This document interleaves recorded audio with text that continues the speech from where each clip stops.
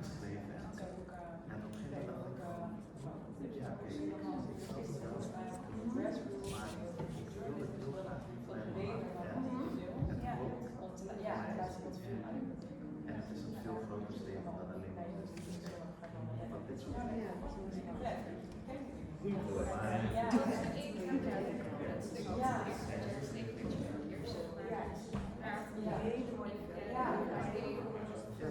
En is dat zo?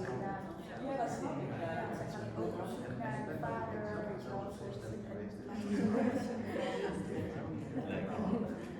Ook al weet je wel, want je draagt het met je mee. Ja.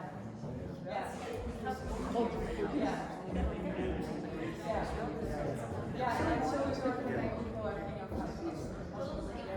Ik weet niet wat schade is. Er zijn heel veel mensen die ik was nog met wel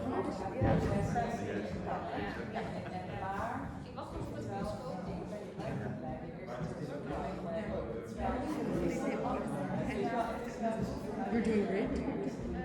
Very good.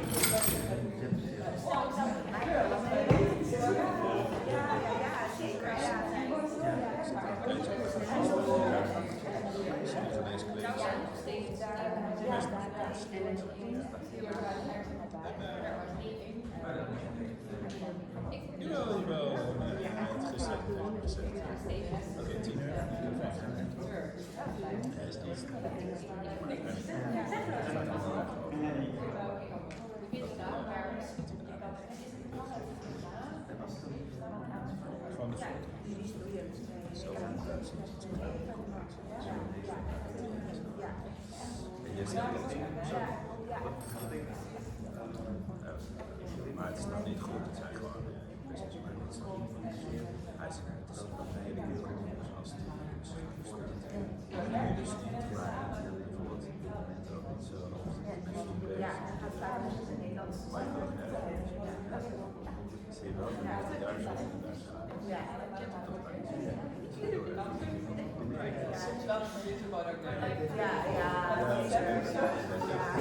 zo ja.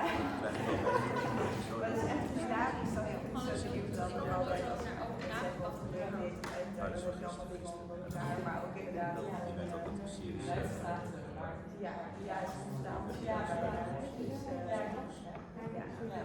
maar uiteindelijk is het wel belangrijk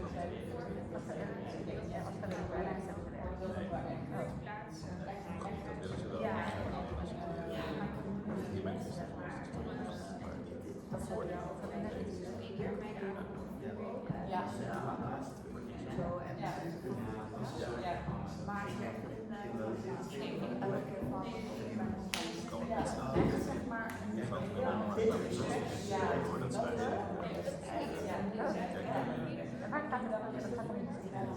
ja, wij zijn muzikanten die hebben allerlei juridische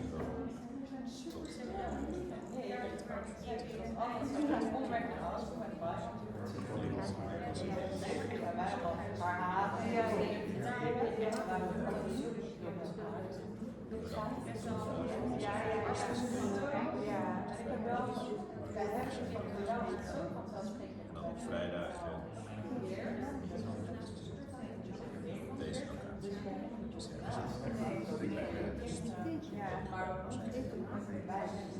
Ja, het is wel gezellig.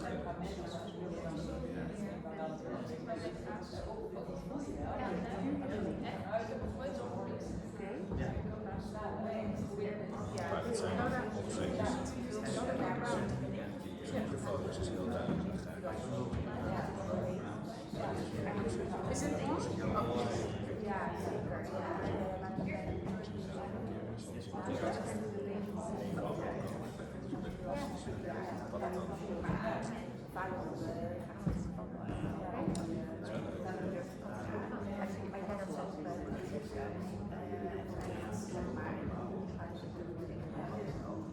laten we vaak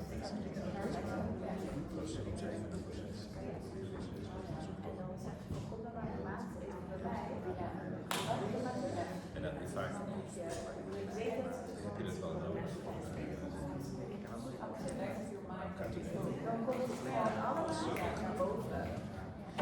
Maar ook qua beeld ontdek je dingen mee.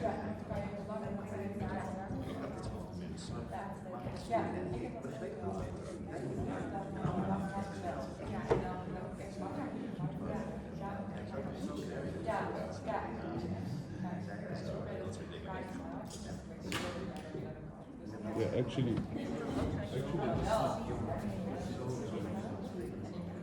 Ja, zeker.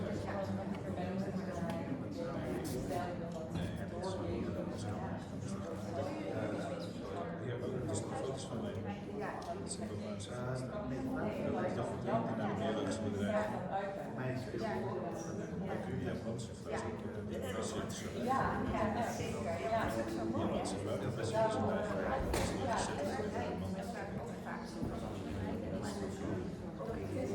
hier zijn we mensen.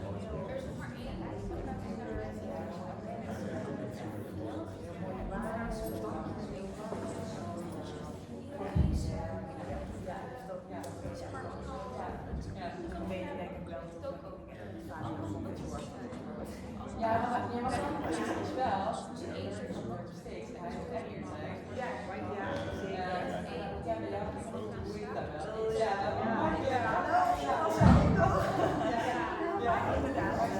Dat is zo mooi, man. En dan goed.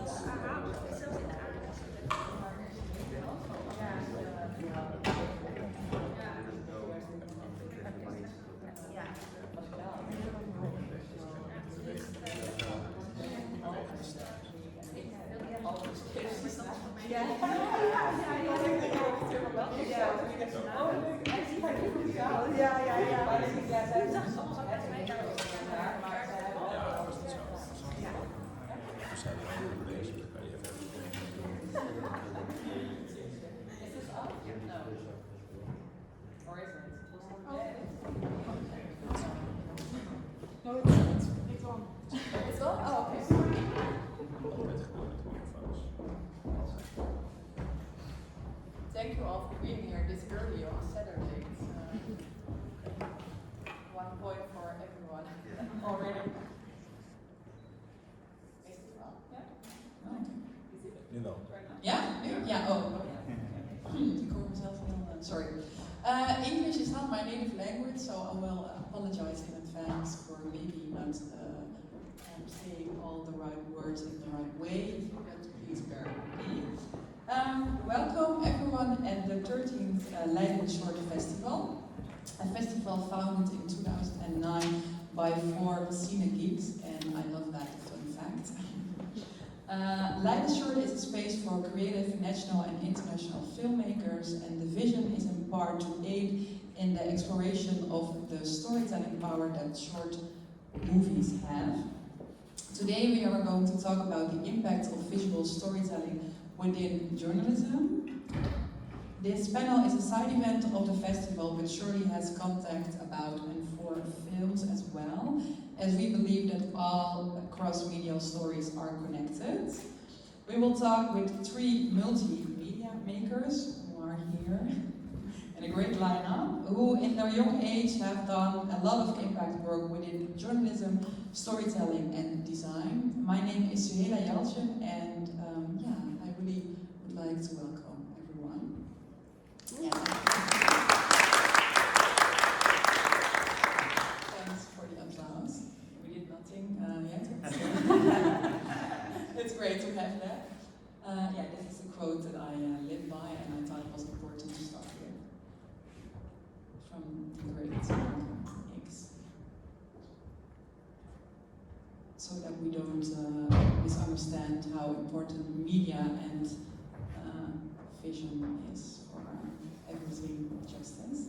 I will look at Laura to just to swipe. I am not good at winking. Okay, just make a sign. Unfortunately, for my first skills, it's not very good, but I will do this or this.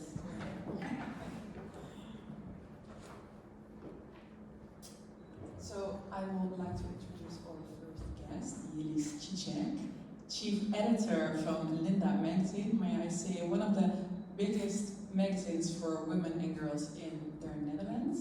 And before you worked with Linda, you worked with Marie Claire and Glamour and all kinds of magazines, and you also founded your own initiative, Female Initiative is the name. Can I have a welcome applause?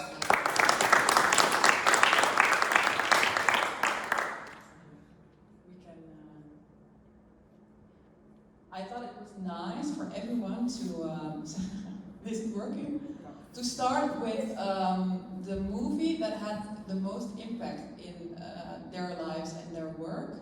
So we have a trailer from a movie that you choose, and is the title Incendians, is it right? Yeah. Incendians. And I think this is one clip for the movie, sorry.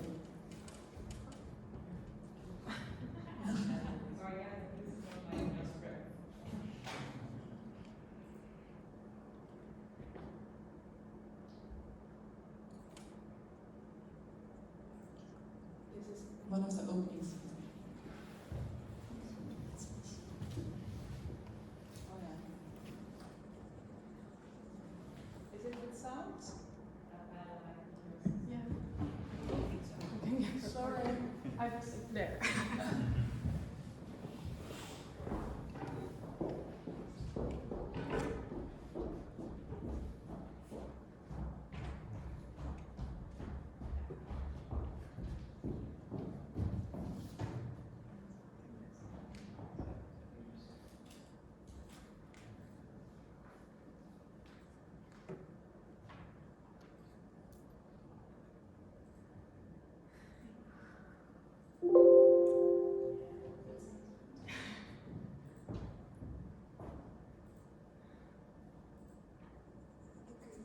Yeah, I hear sound. I think it's an opening scene, is it right? Yeah. I saw the other clip that don't recognize, but the back clip I recognize, so It's the right one, it's nice if we have.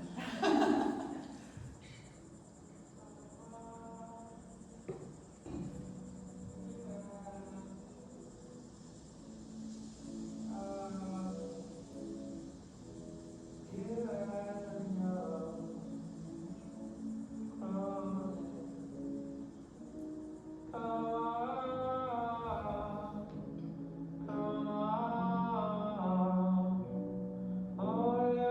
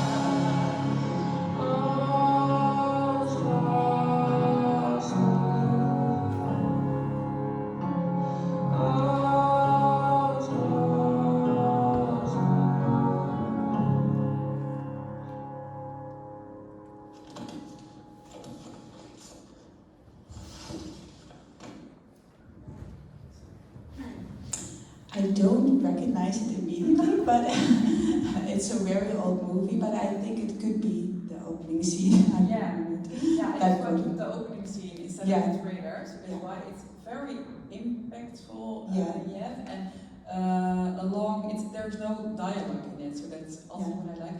What did that movie to you, and why is that the movie that you choose for this event? When I thought about a movie that really got to me and maybe told me something about my identity, also what I experienced, it's actually about a daughter and a son who grew up in Europe, and then the mother asked them to search for the history of their father, and it's in an Islamic country, and then they go there and they search for what his identity was, and I found it so beautiful because it told me, like, even if you don't know what your identity is maybe, or where your father or mother is from, in my case I do know that, but it's a part of you, and you see that very clearly, that she doesn't really know, the daughter doesn't really know the history, but when she's there, she feels something, and she sees what her mother went through. It's quite dramatic and quite intense.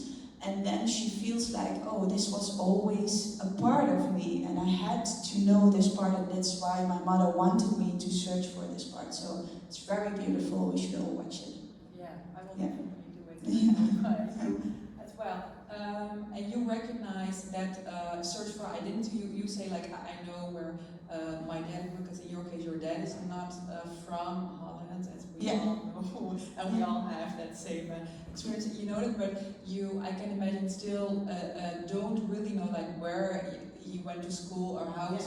How did that have an impact on you and in your work and throughout your career? Yeah, my father is from Turkey, and he's always been in my life, so he's a really big part of my life. So, but I really had to ask him, like, how was your time growing up? What did you experience? It was not something that was really out in the open, and he had a kind of rough upbringing. So I really had to ask him all those questions, and I didn't really ask them when I was a teenager. And I think that a lot of things that we experienced at home and together, it was a big part of this, but it was a story untold. So I could not really understand where he was coming from. Much later, when I started journalism, and I started to ask many questions to many people, I was also starting to ask questions to my father, like, tell me, how was your upbringing? How was your father? How was the village where you lived in? What were your dreams? And we had this really amazing talks. So was your father your first storyteller, the first storyteller in your life? Yeah, maybe. Yeah, I think so. Yeah. So I remember also one paper I wrote, and it was really about him. So it was exactly this. Where he came from and how it influenced me, and and how you what's it called, the art of a good conversation or something was I studied when I was like 14 years ago. So I'm getting old. But it was the art of a good conversation, I think, the piece. And he was my object for the paper. And I think also that, around that time I saw this movie. So that's why, I felt really, I recognized a lot of the things. Yeah, I can imagine that all those kind of narratives that you had in your own house really enriched your journalistic career, and you as journalist are maybe more aware of different narratives because you grew up in a house where different narratives were the standard. So is that something, how did you cope with maybe other students or colleagues because you worked and work still in a very institutional, big platform? How is that? Because there are, as we know, not a lot of people who have the same background. Are you people of color, people with different ethnicities? Yeah. How is that for you?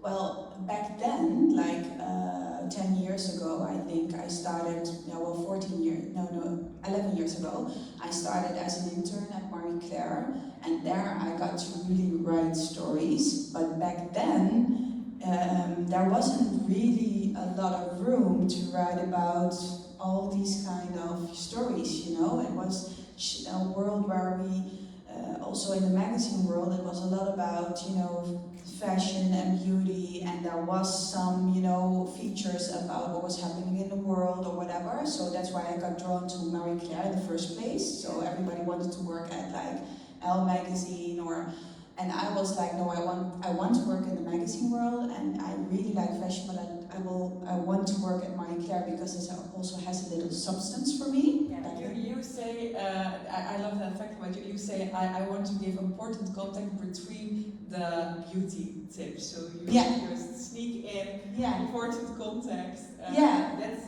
really your. That was Marie Claire did that already back then. So.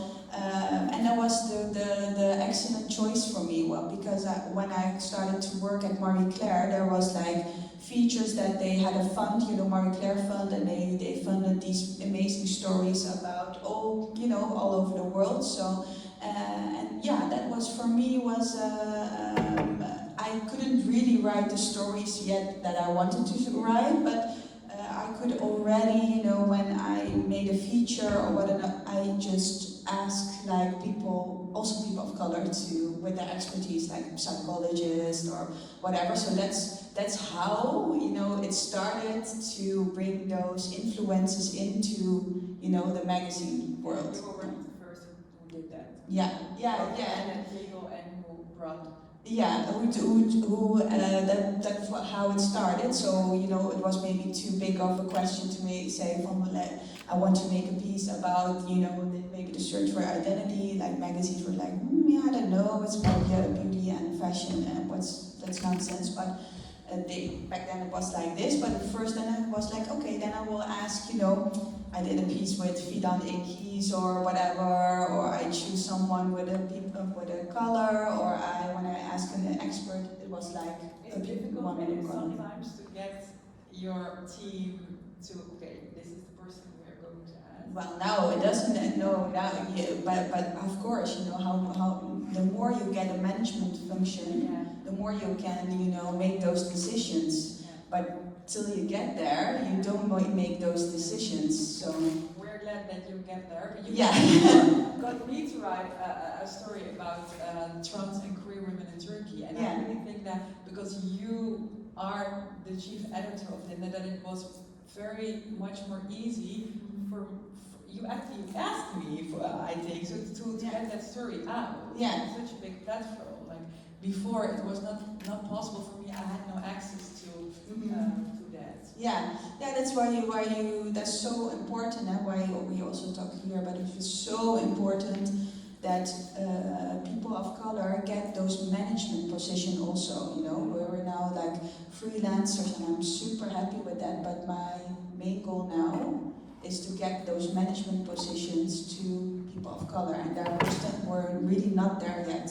And that's the most important, to get really those, you know. You were the first, I think, in the magazine. Yeah, it's crazy, right? That's like really sad. Yeah, that's really sad. Yeah.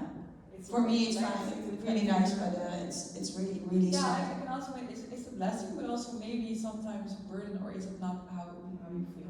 No, because I feel like I was given this huge platform where, you know, where the funding is, and I can, you know, we have a right to those positions, and we, like people of color, have also a right to the money there is in like big magazines. So, and when you also at Glamour, I was already deputy editor-in-chief, so I didn't have all the funding, you know, I wasn't. Of course, I had to, you know, you have the editor-in-chief, and then you also have the people from the publishing house. So sometimes people think that the editor-in-chief gets to decide everything. That's not. But how higher up you get, more decisions you get to make. So, yeah. And talking about what I asked you, you're not pessimistic, and totally not. You believe in dream big, and we will go to dream big. But this girl has had a week full of launches. Yeah. The new issue of the magazine got out, and the theme is Dream Big, and you have, I think you had 6 covers with people you normally do not see very much on covers.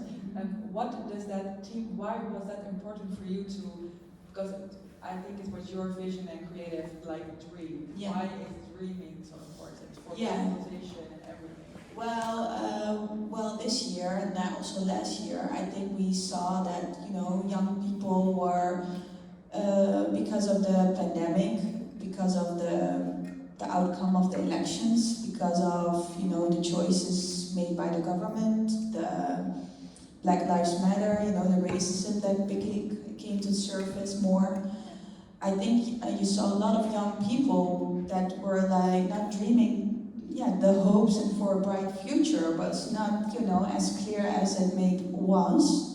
So I thought about, okay, what theme can we give this issue, and not, just on a really positive way. So because you want young people to dream big again, to believe in the future, believe that they're Limitless. Yeah, limitless. So that's why we came up with Dream Big. Like, this is the theme we want to do, and really organically we just thought about what kind of people we all have on our list that we want to do something with, and then because we have now a little bit more diverse team, so then you just like organically brainstorm, and I was like, we wanted to do something with Steen and with Avuda and with a lot of people, Sakit, and then we just said, okay, let's just make 6 covers. Yeah. It's very beautiful, and everyone can check it out. Yeah. And buy it, I think, already. Right, like a Tuesday, yeah. Mm-hmm. Very great, I love it. Mm-hmm. Yeah, we can skip to that. This was the history of magazines, but we can skip to that as well during the time and go to your other, yes. You have, aside from being, and if that's not enough, the chief editor of the magazine, you also found an own platform, I think, maybe with a partner, I think? Yeah, Omar, yeah. Can you tell something about that and why you thought it was important to do it? It's Female Initiative. Yeah. What's the name of your platform? Well, I always, I have a really great, network of people, and a lot of people I know, in the magazine world, and in like also influencers and everything. And the pandemic hit, and I'm always busy with these kinds of things. And then I needed a platform.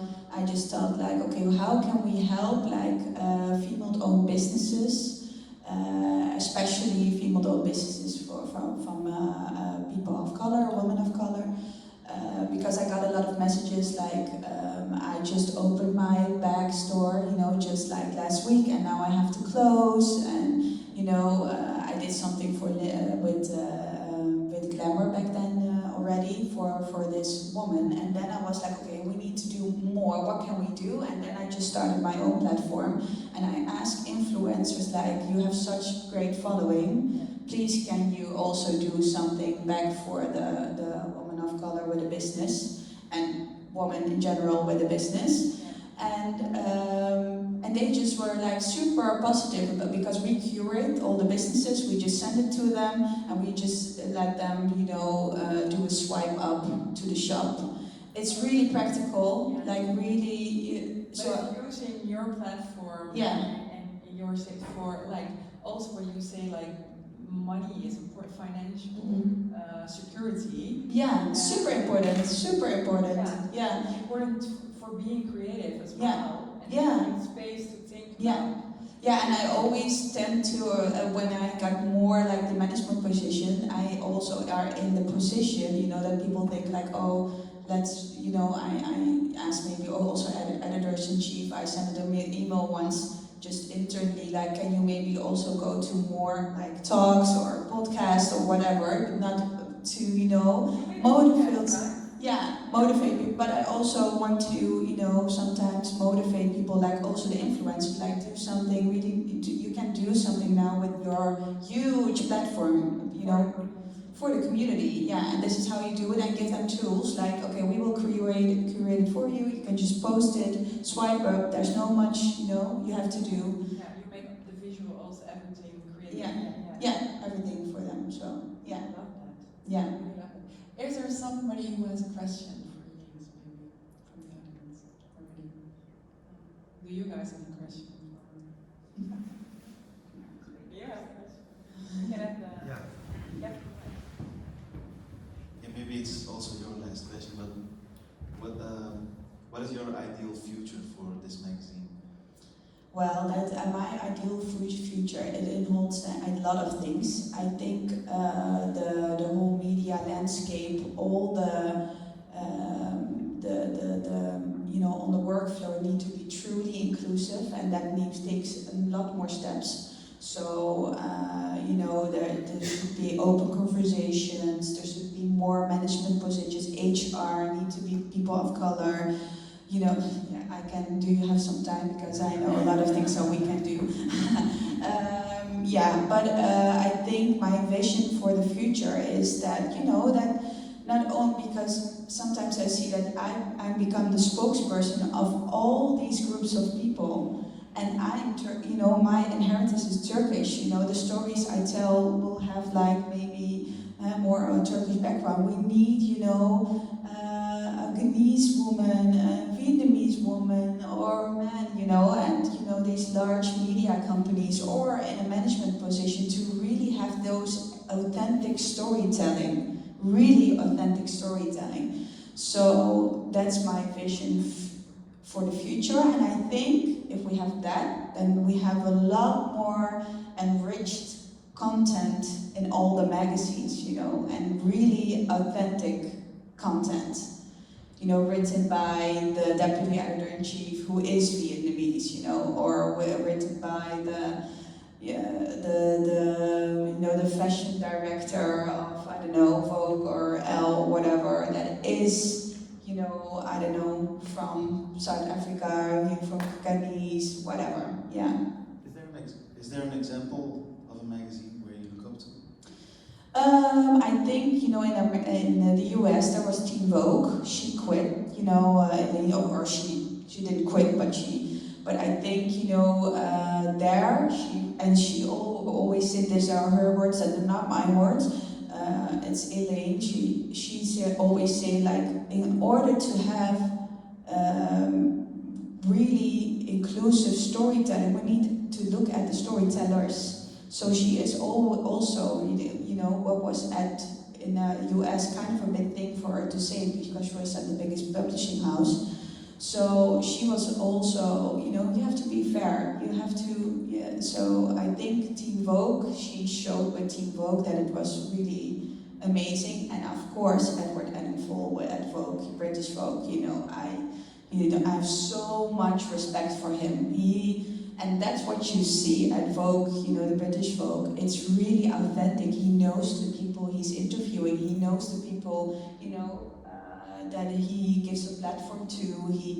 Yeah, it's so inspiring. And also the sales went up, you know. So it's also business-wise, you know, it's firstly the right thing to do. Secondly, you know, it's also, you get more creative. You get more amazing stories. So it's, yeah, that's the future, I hope. No, I hear you talking, and the business-wise, what I also wanted to ask is, we see a lot of paper magazines in Holland disappear, and that really concerned me. Like Youssra, we're going to talk about, you work with Glimmer, and it stopped.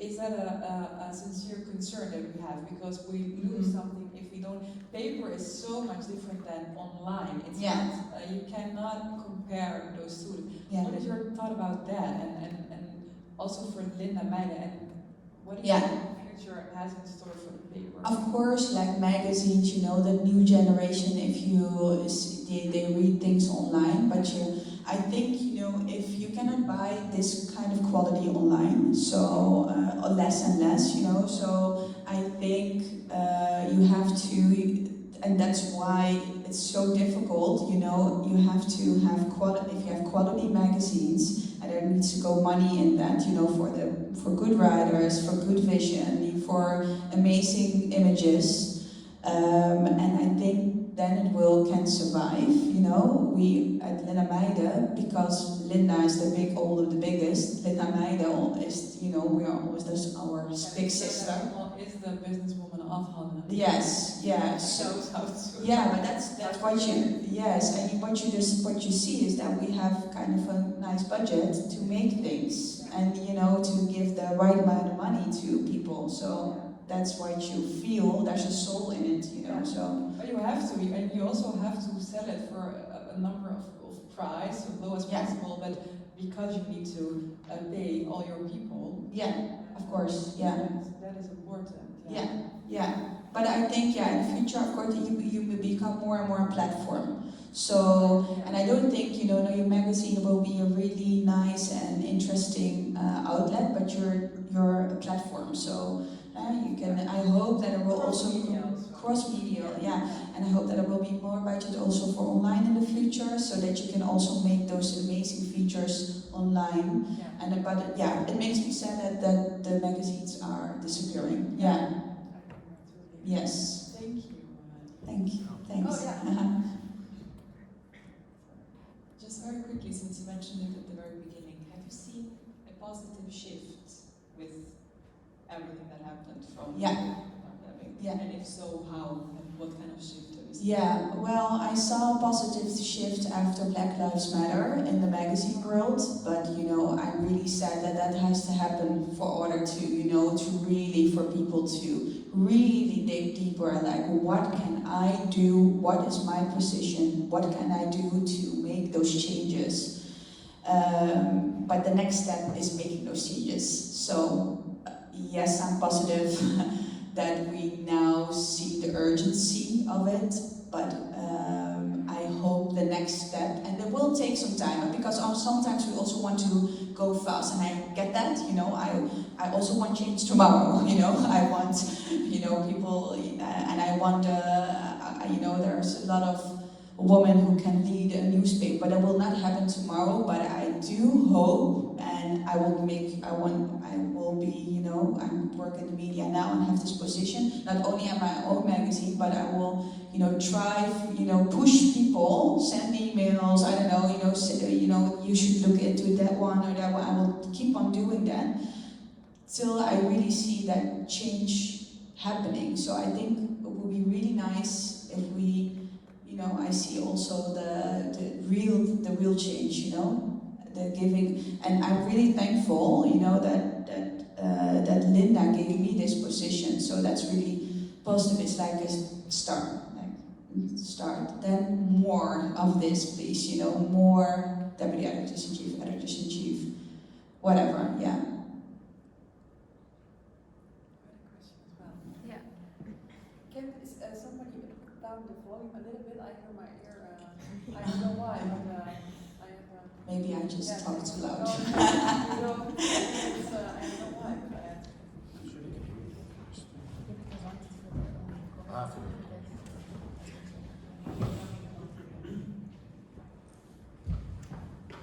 Thank you. Thank you for being here and explaining. It's nice to hear you. My question is somewhat related. I think it would be nice to hear a bit more how you see the role of Linda, or maybe the magazine world in general, and the change that you're now making and trying to make bigger. But how large do you think that influence could be, like broader in society? The influence from a magazine. It's just simply something I don't know. And one thing I thought of, like in terms of the advertisements that you're asking for within your magazine, I imagine you also make different decisions compared to a white person. Yeah. So, well, let me think. The question is like how the magazine can influence, maybe push that forward, like in the society, or the societal role. Well, I think firstly what we have to do, you know, like all editors-in-chief, all people working in the media, is take your job very seriously. So and also your product that you are making. So I think that we're not, it's not just a magazine anymore about beauty and dresses. We don't want that, it's much more about the people wearing the dress, or about the other stories that are around it. So and I think we have to really realize that we can impact a lot of young people. We're responsible all together for what we present them, what we show them in the images, what we show them, and there are a lot of young people who want to work in journalism. So what they see, as the names who are writing them, or who are working at the top of the firms. So you get those messages, right? Yeah, it was amazing. Yeah, there was like one message I got from a mother that really got to me when I got this position. She wrote me like, I bought, like you, I bought all the magazines when I was younger, like you, and you flipped through it, and I loved it, and I got a lot of information. I talked to her a little bit later, like a lot of information, like me, about, sex, or that was not discussable at home, or, just to look at the world. But I never saw one name that even resembled looked a little bit like mine. Now I have Linda Meijden at home, my daughter flips through it, she will see your name.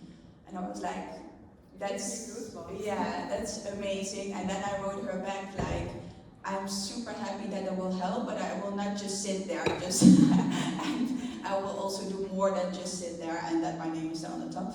But that really, I think we tend to underestimate what that can mean for young people. If there's, a lot of names like their names, and my name is also not like other names, so we need a lot of more people, working on the magazines, and I think that also can be really a good thing for, the magazine is something you look up to when you're young, there's or the newspaper, or that's something you can buy and have in your hands, and a lot of young people think, wow, that's really amazing. So how great is that if that is made by, at least someone that looks like you, and that are also in the magazine are people that look like you.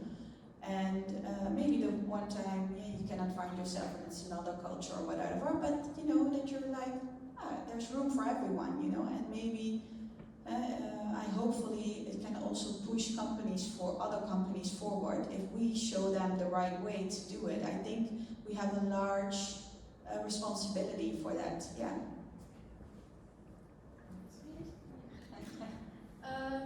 I myself, as a journalist, I was never really a big fan of Linda Meijden, to be honest. Like, I saw it as like this big white institute of white women, and like what you said, I never read a name that looked like mine or like someone I knew.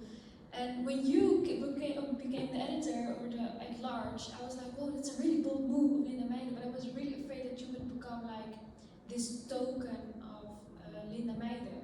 Like, how did you react, and what were like the things that you discussed before you were in that position? And were you afraid of Yeah, of course. We are used as a token, so that's not... Is everyone familiar with the term of tokenism, or can we explain? Yeah? It's okay to say no. Okay, sorry. Yeah. I overestimate my public. Yeah. No, I totally get that, and I was also afraid. But what I said in my my talk, how say it in the interviews nowadays. Before I got sollicitations, I said like you have to know that change and what I bring on paper is something everybody wants. In practice, they don't. So, and I will not just sit there, with that comes, that I will not just sit there on paper. I will try to make change, and I will not be, that some people are afraid of change, I don't say that they have biases or whatever, but also a lot of people, they're like, no, we're doing it just just like all the years this way, so I don't want to do it that way. So I think they were like, they knew what they were, you know. I'm not getting into it. I also bring a lot of, you know, fun and equality, but yeah, I think they knew that and they were really ready for it. So, but you always, you know, have to be aware, indeed, to be not be this token. And this is again so important why there need to be more managers of color, because you notice that, you know that, I know that, you know, at Glamour there was a beauty editor, and she was also a digital editor of color, black woman, and then someone asked me, and I took her in, you know, as the editor, and then someone asked me like, yeah, why doesn't she write about black beauty? And I was like, because she's black, you know, she just wants to write about traveling and fashion, and when she wants to, she will write about beauty. I will definitely not ask her to write about black beauty.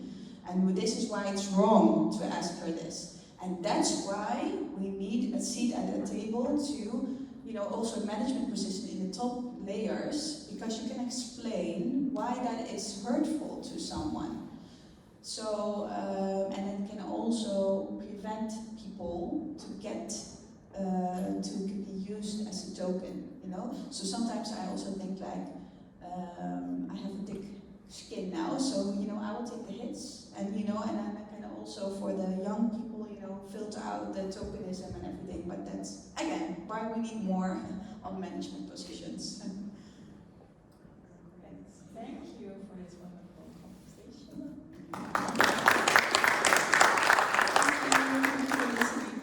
We're going to let people stay here with us.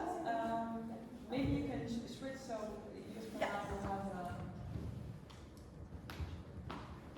so Youssra, welcome.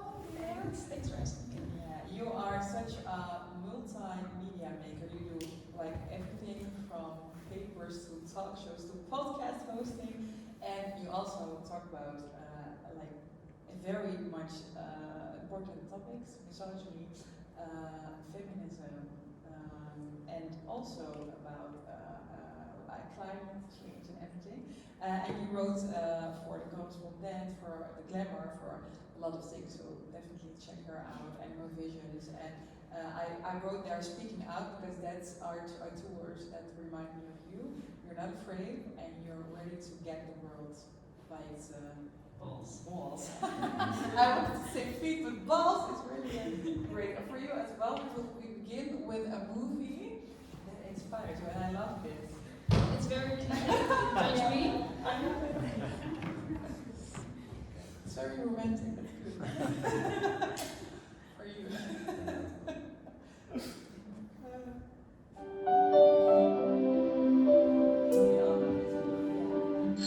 It was a magical summer. Noel was a country boy. Allie was from the city. They met the night of the carnival. They had nothing in common, but after seeing Allie that night, something inside Noah snapped. No. Damn, my hand's slipping. Okay, fine. I'll go out with you. Don't do me any favors. No, I want to. Say it again. I want to go out with you. All right, we're going on.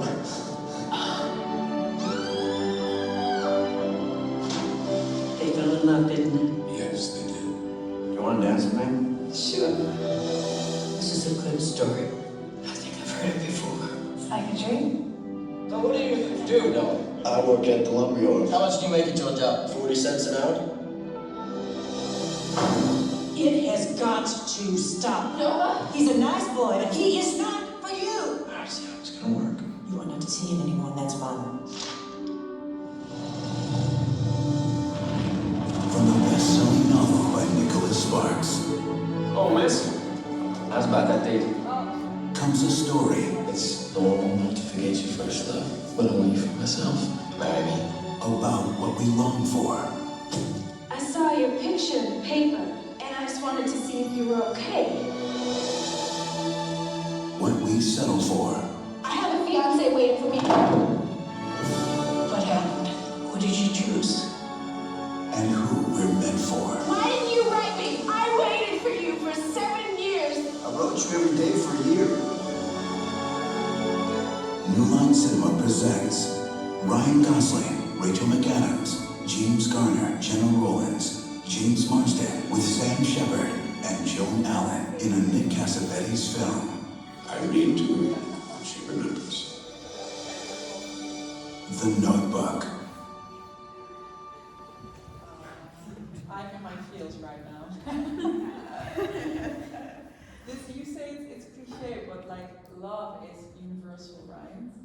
What was it about this movie, I think, growing up for you, that inspired you and that made you choose this movie to represent? I think I just like pretty stories and like a good story. And I've watched this movie like a couple of times now with like everyone. I watch The Notebook. And it's not because it had like a deep meaning or something. It was just like a good movie, and I was like, okay, I like good stories, and that's something that comes back also into my work, I guess. Yeah, because in this movie, the title says it. It's also told by the man that gets over. The power of words, like the power of words, and looking back, what decisions we know it's okay.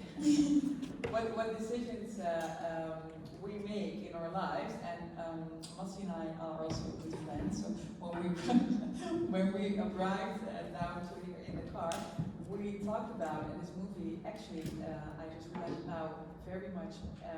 Let's see. We talked about that life is a story, and this movie is about the lives of people more than anything because they reflect on it. Yeah. So I think that's also.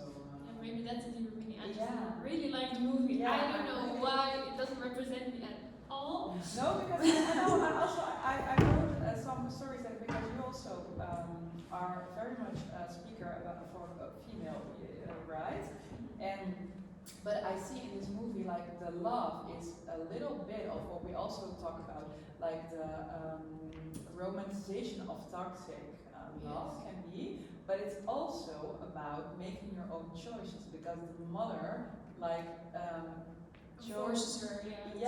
So it's a bit like, and what I love is that we are all, as you already maybe noticed, activists and blah, blah, but we can also still enjoy a good movie, even if it's maybe a little bit. My boyfriend always says he always tries to find a deeper meaning behind things.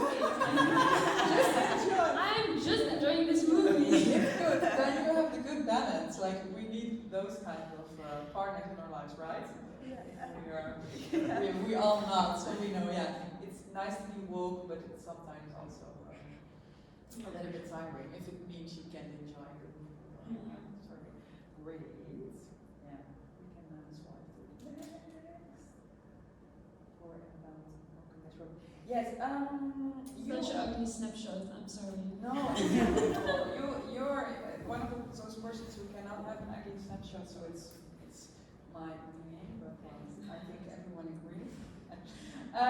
You are also still studying journalism. And no, I've stopped. You stopped? Yeah. That's because I wanted to ask you, I know a lot of young people who are studying, struggling, and they work like you. Like a lot, you've done you worked with the correspondent where I work, you wrote a masterpiece, may I say, about decolonization. Decolonize yourself, was your topic. It's like, wow, how do you even come up with that? But what you get is if you study, that you have teachers that say to you, maybe tone it down a little. Did that happen to you, and was that why you make a choice? Because you're already doing what you are studying for. So how does that cope with each other, and what can schools learn from practice and theory? Yeah, what happened was I started to write a column at our school newspaper, and my first column was immediately about like the lack of inclusivity and diversity at the journalism study at our school, and I was really critical about my teachers, about my fellow students, and like the environment that we were taught journalism in. And I was really because it's from one's perspective. From my own perspective, and I wrote about things like I had such an ethnically diverse class at the beginning of the opleiding study, and like along the way I was the only female of color left in my class, and which was really hard for me because no one like understood me. And I'm Muslim, I'm not visibly Muslim, but a lot of people around the Ramadan time we had assignment, sorry. I'm sorry if I forget words. My head is still not working yet. But still early. But like we had an assignment to write something about or interview someone about a holiday, a religious holiday that the person that was writing it wasn't celebrating. And I had multiple students come to me to interview me about the Ramadan or about Eid, like the holiday that comes after the Ramadan. And I was so shocked that our teachers didn't learn us about inclusivity in your sources. Yeah, the sources for your pieces. Like if I'm if the student in your class that you never talk to, never look at, never like ask for things, you suddenly want to ask something about Ramadan for. Like if I'm the closest Muslim in your environment and you never talk to them, then something is wrong. Yeah. That's not Especially good. if you're in this landscape in journalism. Because how you see the world, you will translate that into your work. And if you see the world from a certain perspective without other perspectives in your life, your work won't be inclusive and won't be representative for what the world actually looks like and what actually is. It won't be objective. It won't be like a reliable piece of work. And that was really the criticism that I talked about at school and in the newspaper. So you published it and then it was not... Yeah, that was like the kickstart of my career. I was immediately the same week invited to a talk show program, The New Man, which is really about inclusivity and diversity and talking about topics like refugees, etc. And I was invited, met mijn director from the school. Yeah, director from the school, and we were invited to talk with each other at the talk show table. And before the talk show itself, he never reached out to me. He never met me. We never talked. And like our first conversation was at live TV. Wow. And afterwards, it was really like he was pointing the finger at me. Like, yeah, people of color need to come to the school, and yeah, we're looking for them, but we can't find them. Like, I know plenty of people of color that want to work into journalism, but can't stand the journalism studies, because they don't like the environment and don't like to be like pointed at or used as a token within journalism. Yeah. And he kept pointing his finger at me, and afterwards he never contacted me whatsoever. We never had a conversation. So it really does something with me, because I also began my study into journalism. And I quit the last half year because I thought I had nothing to say and my stories weren't valid and important. The gag is my stories are valid and important, and I know that now. But that was in 2012, and so it's almost 10 years ago. So it really pisses me off that you tell the same story as that I had, and I was the only person, and I'm also bi-ethnic, so but the only person of color in my room, and you say the same things, like people... Almost 10 years later. Yeah. And you, not to compare yourself with other people, but yeah, you are doing a lot, and that would be, that needed to be celebrated, I think, and not... And my teachers weren't like really happy about that, because I was really critical about the courses we had in school too. I was really mad about the fact that it was really old school. It is. It it wasn't really focused, like social media wasn't like that big of a topic within the journalism classes that we had. And yeah, it wasn't like a huge factor that we had to focus on, even though fake news is like such a big thing now, which is being spread through social media. And we had a lot of conversations with other students who felt the same, but like didn't feel heard because the school didn't do like anything with it. Yeah. And you know, that's also like the main reason that I stopped with the study, because I didn't feel like it represented the media world at all. Also, I think like the media world itself is more inclusive and diverse than the study and school. Yeah. I really want to applaud you for that, because it's such a vast move as to make. I can't even get out of my words. It's not proper translation, but because you believe in yourself, and that's important. And the practice that you do is what the study should be for. But if it's not, then it would only cause you a lot of trouble. Yeah. So it's very, very good that you choose for yourself and for all of us, so we can still enjoy your stories without the stress of schools. Because also schools, we don't talk about it often, but we are here in a university, and I know from a lot of students that studying can be very stressful. I know people who take pills to get it on tests, and it's really also still, how do you say it, hierarchy, yeah, yes, it's that. And if you're not sensitive for that, which you are not, I think, and I'm not as well, but it's not good. I hear people say to me, yeah, they need to call me professor, and maybe I heard some people now by saying that, but I'm like, yeah, but we all also are people and can connect through more personal things. Yeah, but we're glad that you are doing what you are doing. What I want to ask you also is, you are both involved with grassroots organizations like ELIMAG. ELIMAG is a great magazine founded by Aminata Mitte in Rotterdam, but also institutional ones like Correspondent and Glamour. What is your perspective on the differences between them, and how do you manage to take the advantage of both these platforms? Yeah, it's something like off topic to give some context. I'm currently like working with Talita Musif from Opein. Talita is also connected. Yeah, she's really interesting, and like we're working on something with DPG Media. Great.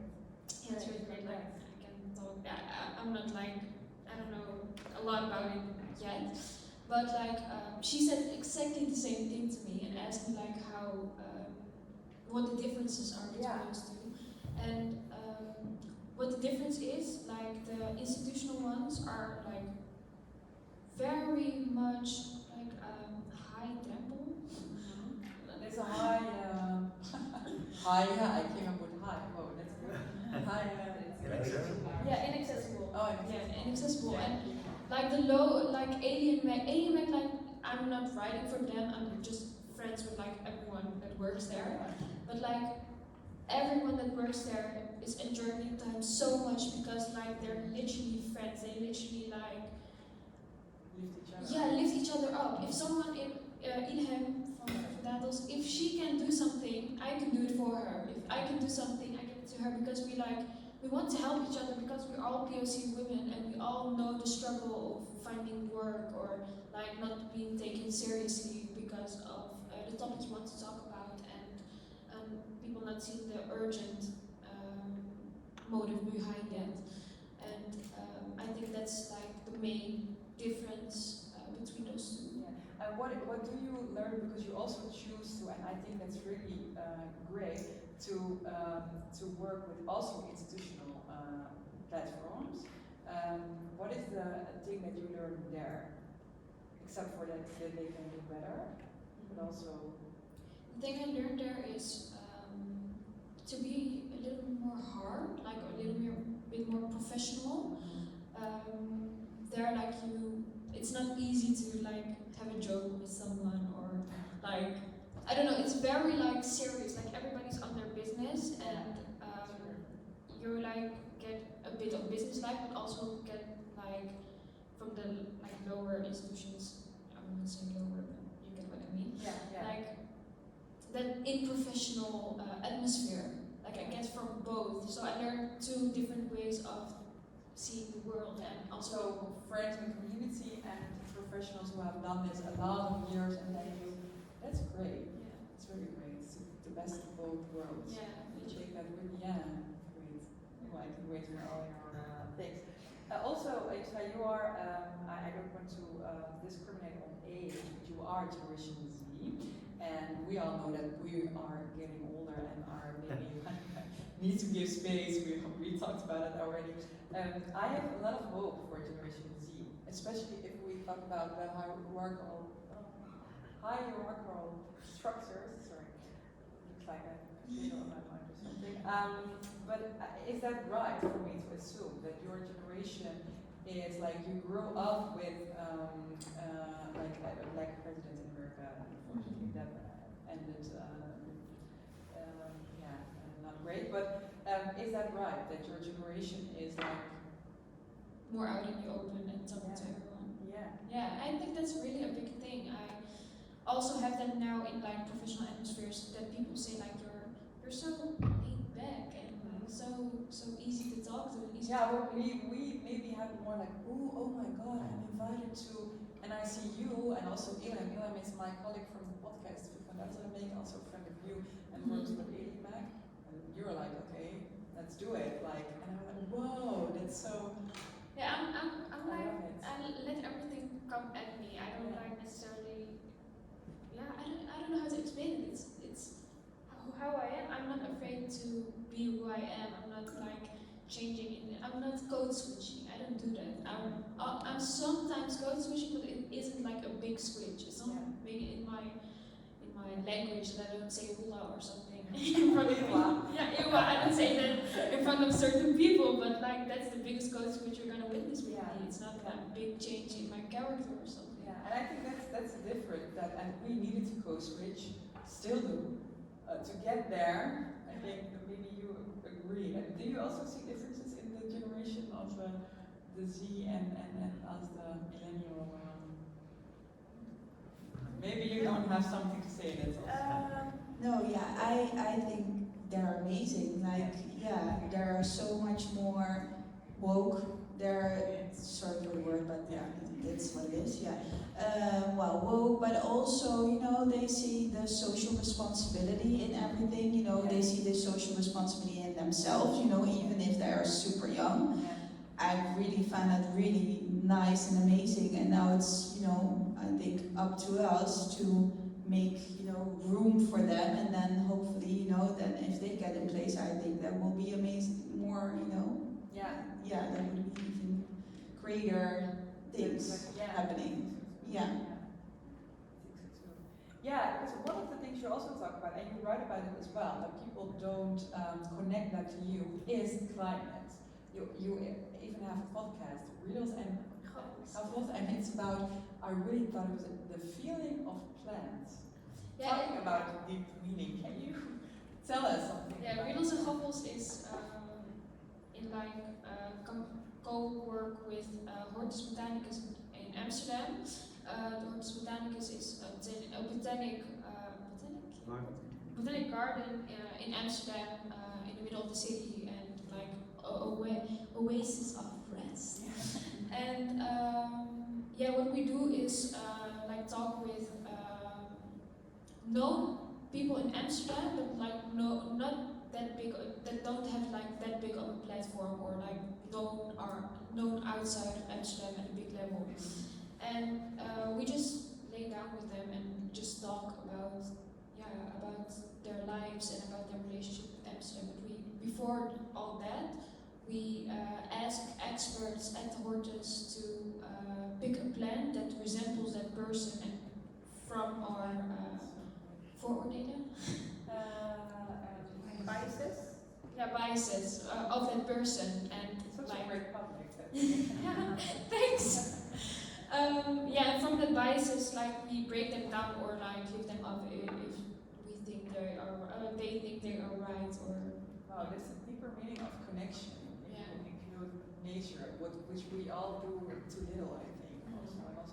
And you also write about it. You also write about, for example, you had a column about Muslims being vegan. Why was that important and needed to be written? Yeah, I think Muslims are like always portrayed as these meat-loving big men that always eat meat and sheep and like it's cannibals or I don't know where that comes from, but like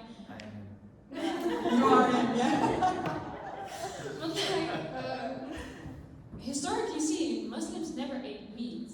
They never ate meat. Also in the hadith, like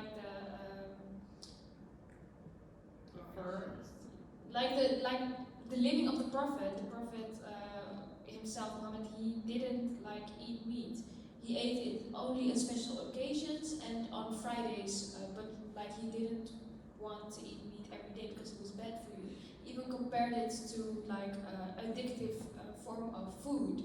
And when like the new age started in the Islamic world, meat became a status symbol because like the ground in that area wasn't that like you couldn't build like plants and stuff there. So meat became a status symbol and for the rich. Yeah, for the rich. You have meat, that's also an interesting thing because a lot of migrant cultures in Holland now get the you eat meat, but for us meat also means we are now available to buy it. It also has a economic and also Moroccan weddings, like they serve so much meat, like because it's expensive.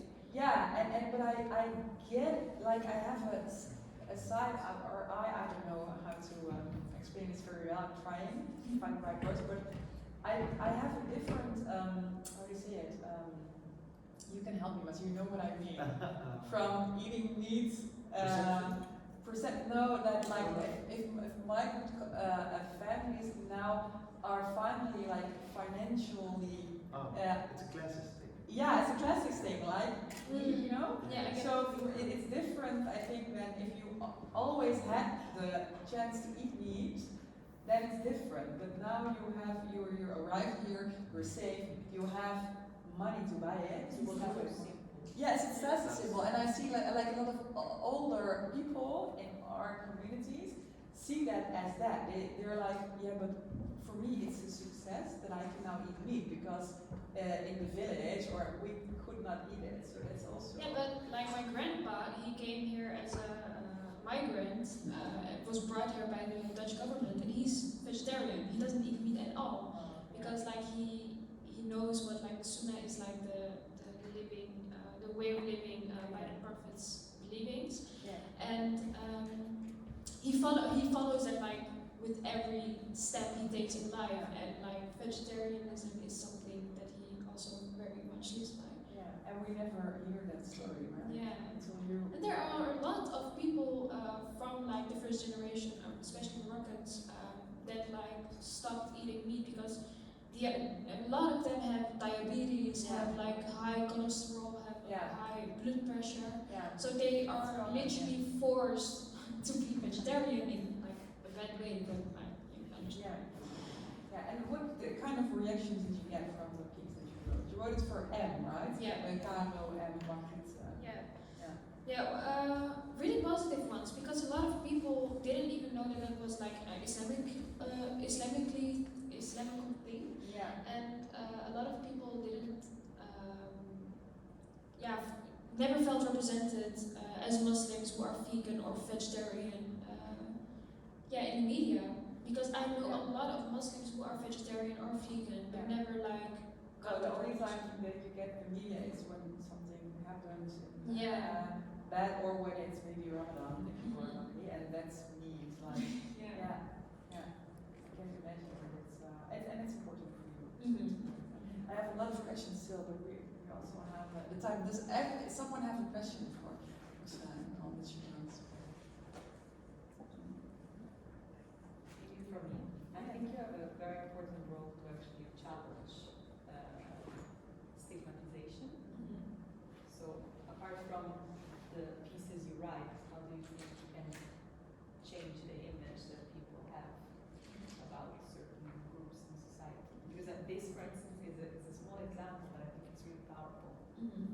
there are a lot of ideas that people have in particular about Muslim communities. And I think young generation, you in particular, can even challenge this. Yeah, I remember like when I was in first class at high school, my parents had like the talk with the teacher about my grades, etc. And she literally said to me like, it was such a strong black woman, and she was so powerful. She was like holding my hands and saying, Youssra, you don't, I was 13 at the time, she literally told me, you don't represent just women, you represent Moroccan women, Muslim women, women with black hair, you represent so much, and like put that out there and own it. And it was like 2012 or 13 that she said that to me, and it always stuck with me. And I think I literally took that with me everywhere. And sometimes, because I'm not visibly Muslim, people often forget that I am Muslim, and that's a red line within my work. Everything I do is with that in my head. And sometimes people, white people, sometimes of atheist people, they like sit back and think, oh yeah, you're Muslim, or why are you writing about Muslims? Because I don't see you that way. Like when Lale Gül came out like with her story, a lot of people asked me like, yeah, do you feel represented by her? Because you're not visibly Muslim and you have black hair like her, and yeah, do you live the same life? Often people always think like I'm only dating white men, or like I don't. I have like the funniest stories to tell about this topic, but like my English is not good. No, but that's, the Lale Gül topic is really an interesting one, because everyone's story needs to be there and can be there, also hers. But the fact that it's such a big platform immediately and our stories are not is what's the problem? Yeah. And that's the problem, and it's really, it hurts me a lot to read the book and to see. Can you give a little context? Yeah, Lale Gül is the Turkish Dutch writer who wrote a book, Ik ga leven, it means I'm going to live, and she was brought up by Milli Gush and society. It's a Turkish, maybe it's a sect, I don't know how to call it. A sect from a very from Turkish misogynist, I would say, but people say very Islamic, but Islam is not oppressing to women, so they give their own meaning to it. And she wrote about like, okay, I'm stepping out of that, and I'm going to compare it, and it's true because they are in a festival, they're going to be in a festival together, where I'm also working international film literature, sorry, I say film because that's my heart, but literature festival, Utrecht, Lale Gül, and I am Yoshi Ali, and I said it already, it's the same structure that is happening. Sorry, it's a lot maybe to say, I'm balancing on what's right or not, but and her story is picked up immediately by the Dutch media, and it's very big, and she's in all kinds of talk shows. The book is still a bestseller, and it came out like half a year ago. Yeah, it's a bestseller, and it's good because I know that there are women in the Gush sect that are being oppressed, but it's not all Turkish women, and for me, my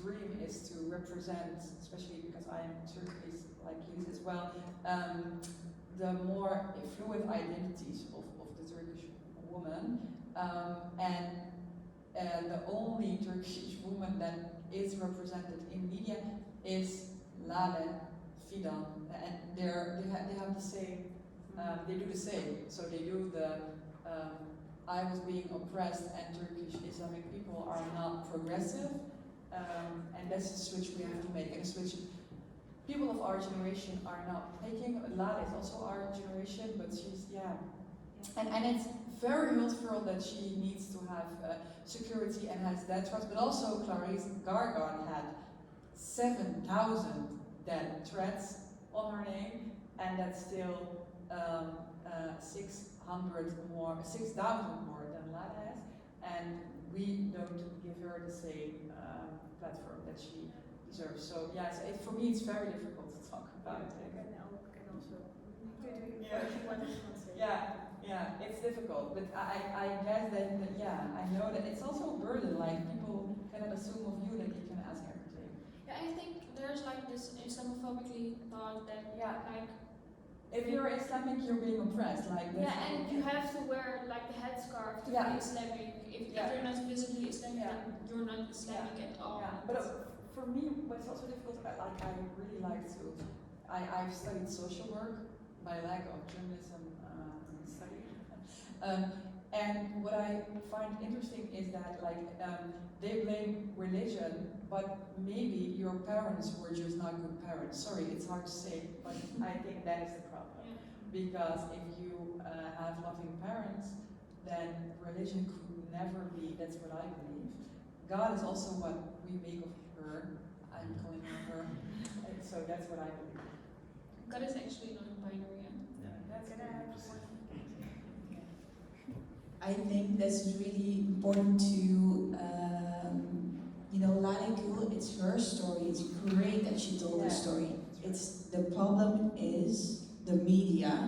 The problem is that the media immediately give these stories the huge platform on every table, on magazines, she was everywhere, and I applaud that for her. I think, girl, get your money, get your book funding. I don't know, go to your thing. Great for you. But the problem is the media, love these stories and they do not tell the other stories, and this is the problem. This is a huge problem, and also it's not interesting. If you have a nice father, it's not interesting. No, it's definitely it's not interesting at all. To portray to get a woman at the table.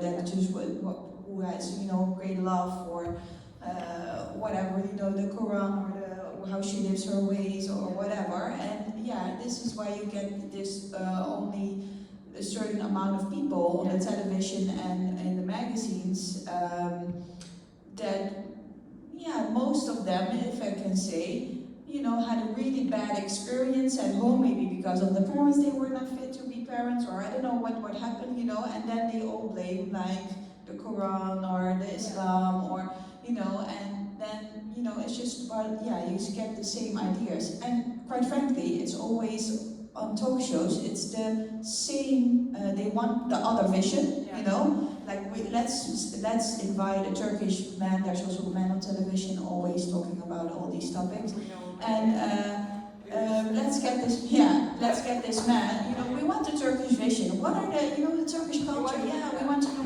more, let's invite him. No, because he has the same vision and meaning as the white, people, so you do not get the other ideas and the other, the background or where people have to deal with, or, socioeconomic state, well, goes on and goes on. So, it's... This conversation that we have here now, I want to see that on television. Yes, I'm really curious, you two as a Turkish woman, if you would get invited at a talk show about, to talk about Turkish identity, or, to sit with someone who's completely different than you, I have been asked that. Yeah, would you do that? Because I myself, if that would happen to me as a Moroccan, I would hesitate.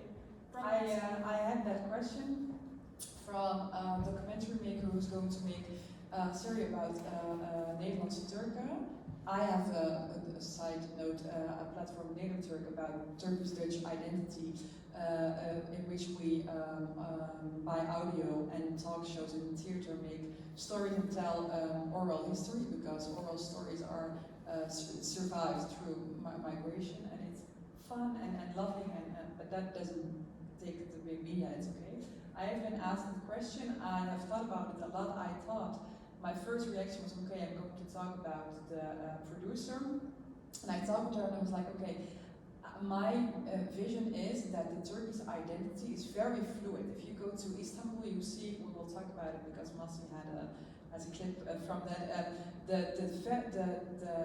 People who believe, people who don't believe, the Kurdish people who live in Turkey, the Syrian people of Turkey, the Armenian people who, my family is also partly Armenian, and that is what I want to tell, that identity is fluid and that no Dutch Turk is the same. And that you all have a problem because I have never seen a Dutch Turkish woman with a headscarf as a professional or how you say it, as a professional talking about something other than Islamic things, but still even that is not happening. And she explained how the documentary would take place, who it was I was going to talk about, and I kid you not, it was Ismail Ilgun, and I was like, no, okay, I'm not going to, and I felt heart pain because I think it's important to tell about Leiden and everything, but I need to be true and connected to my own storytelling, so I much rather do this, and we will get there, but we need time, so no, I said no.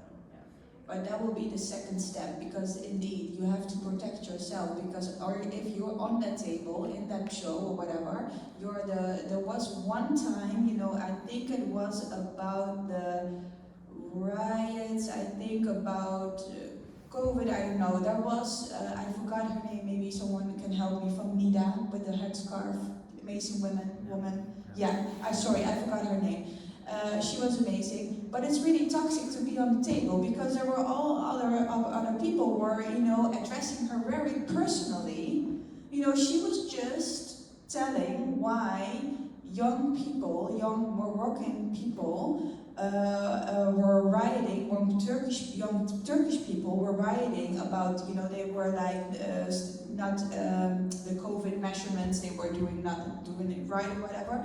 And she was, explaining like we have, there's socioeconomic status. So you have like maybe smaller houses. We don't have big houses. And I was really angry because the week before there was the mayor of Rotterdam, and he said, yeah, we all have to stay inside. My daughter also doesn't get to go also has to stay inside and does have a job right now because she works in culture.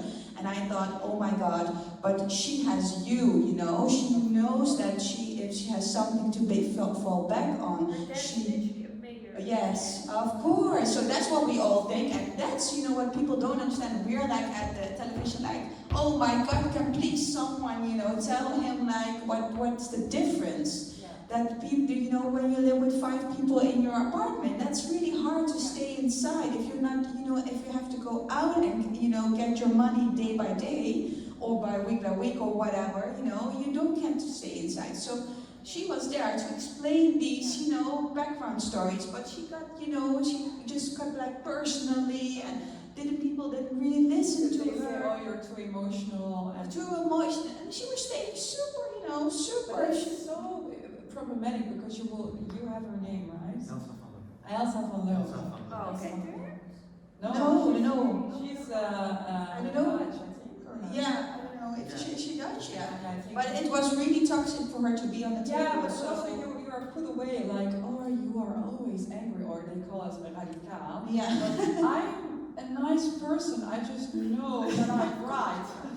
Yeah, but you want to be nice. Yeah. Like, and we all feel it like, hello, I'm also nice. Yeah. But yeah, I'm not angry. But yeah, I had it at my job. I worked in Brabant. I'm from Brabant, as you can hear maybe. Yeah, it's really difficult. You're immediately put out in, you say what is right, but not people who want to hear it. No, and the funny thing, just one more thing, the next week it was a lot of young people that was like, ik doe niet meer mee. And there was this riot in Urk, and I don't know, so then there was someone, and also Diederik Gomes, and there was someone else explaining like, but we should all look into what is driving the youth, what they are feeling, what is the background, and I'm like, oh my God, this time we can, see, so don't go sit there, just, it's also difficult to sit there, because it's also really, you get vulnerable. Yeah, and it's good that we talk about this, because indeed, we get asked, but then still need to have, to make these choices, and we talk about it. I think all can go to each other for advice, and we have a group of people of color in the media from art. We know each other, we can find each other, but that's the backstory of, why don't you go sit at the table? But you cannot trust the media makers from those programs, really not, and the talk shows all the same, and that's also a problem. And no one is getting into the steps of Matthijs van Nieuwkerk, who did it amazingly, but it's not working because we are not there. Sorry, but it's my take on that. Thanks for the questions, for the talk. We go to our last.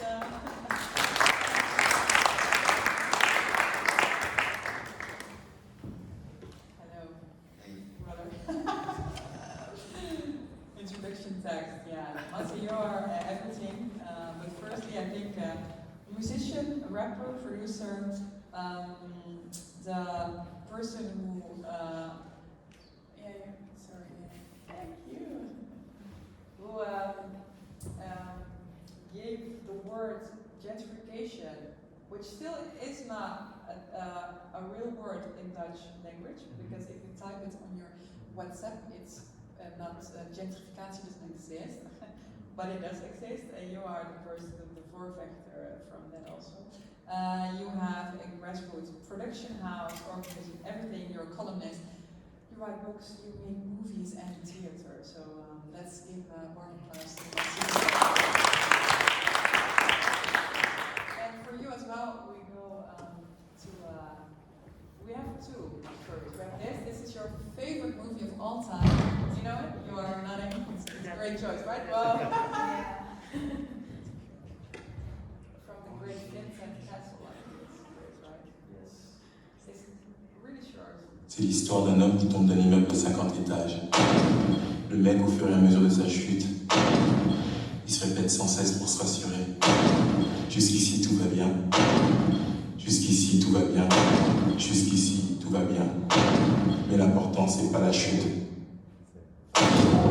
C'est l'atterrissage.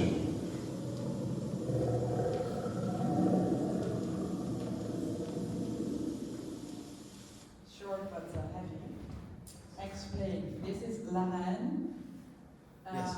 It's one of your favorite movies. Yeah, it's a really hard question for me to point out a favorite movie. But this one always. That's why you have two, right? Yeah. Leiden, which means hate in French. Yeah, I have a lot of things to say about this movie. Just the cinematography and the acting and the writing is amazing, but also the universal. I think why it still resonates with a lot of people is because it touches on a universal topic of belonging, but also how we design our communities, and especially the people who make the in positions of power, who make policy and decisions, how they design our communities, and the aspect of violence, who belongs in which part of the city and has right to live, and who has the right to die. Actually, that's a big topic in this movie. And just the three friends, the fun that they have. It's 24 hours, so we're following these three friends through one day in their life, while they are awaiting the news of their friend who was wounded in the hospital by police violence, and it's became national news because it also started up riots, and they await the news of will he survive or not. And I think that's a much more symbolic question about will we survive or not as a community, and also they are from the outskirts of Paris, the banlieue. I think it's Saint-Denis, and exactly at the half of the movie they go to the inner city, and right away this new notion of belonging is being visualized by Maciej Kosovic, who is the director.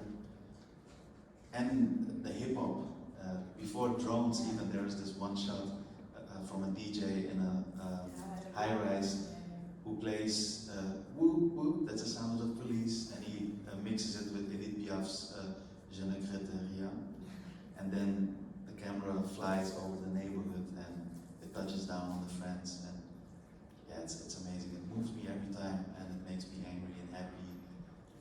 Yeah, it's great in many ways. Have people seen it? I guess I just explained it for no reason. No, it's great that you explain it, and it's like the question from who does the city belong to, and I see a lot of resemble in your work, because you are driven by also that question, for who is the city? You have founded Verdediging Noord from about Amsterdam Noord.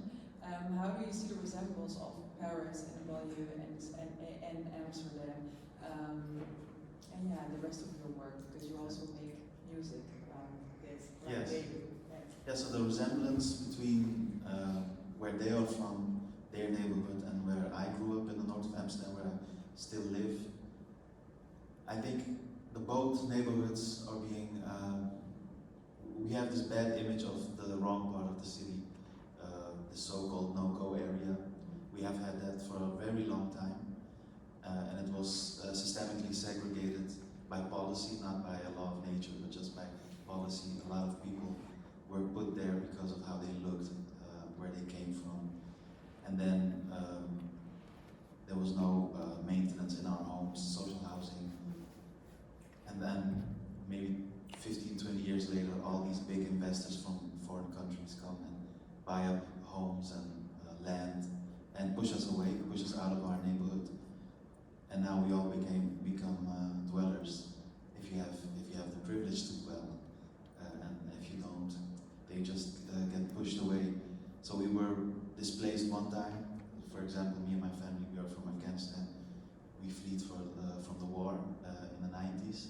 So we were displaced one time, and now in this so-called democratic and free country, we are being displaced another time. Yeah. So these are the resemblances, but also these three friends have roots all over the world, but they call themselves Parisians, so they're from Paris.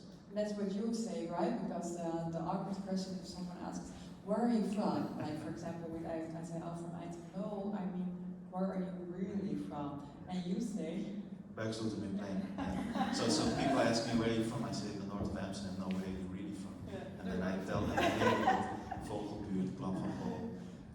And all my friends, we all do that. Because identity is also a big theme in our lives. Next to belonging and home, what is home, and the right to a home and a house, and community, family. So we all use hyper-local identities to identify ourselves, more than we use the country where our parents were born or where we were born. It is still part of our identity, but we identify at first as people living in these specific neighborhoods in the north of Amsterdam. What I really like about Verdediging Noord is that you can outzoom, so have the vision, you make movies, music videos about the topics, you do concerts, but you also have people, because you have, I think, 50 people in the stichting, zoom in. Can you give an example about the zoom in, because you have good contact with like local shops, people who have always lived and worked there, people who you talk with the mayor of Amsterdam, Van Kalsma. Can we give her a shout out? Yeah. And you bring the stories of the people that you speak. So it's a vision, like you do this. Can you give us an example of the practice, the on daily basis that you do? I'm still finding the words to formulate that, and also finding the structures, because we are designing a new way of new rules for local democracy, actually. And of course, at first it is a fight against gentrification, but on a much deeper level, it's designing an inclusive city building, city mapping, city planning, a way of designing our communities. So the main tool that we use to do our work is storytelling, and because that is what we already were doing, and that's what we're good at. We're all storytellers. We use hip-hop as our background, so not just as a music genre, but as a way of living, as a way of approaching themes and approaching life, organizing very informal and using multimedia to tell a story.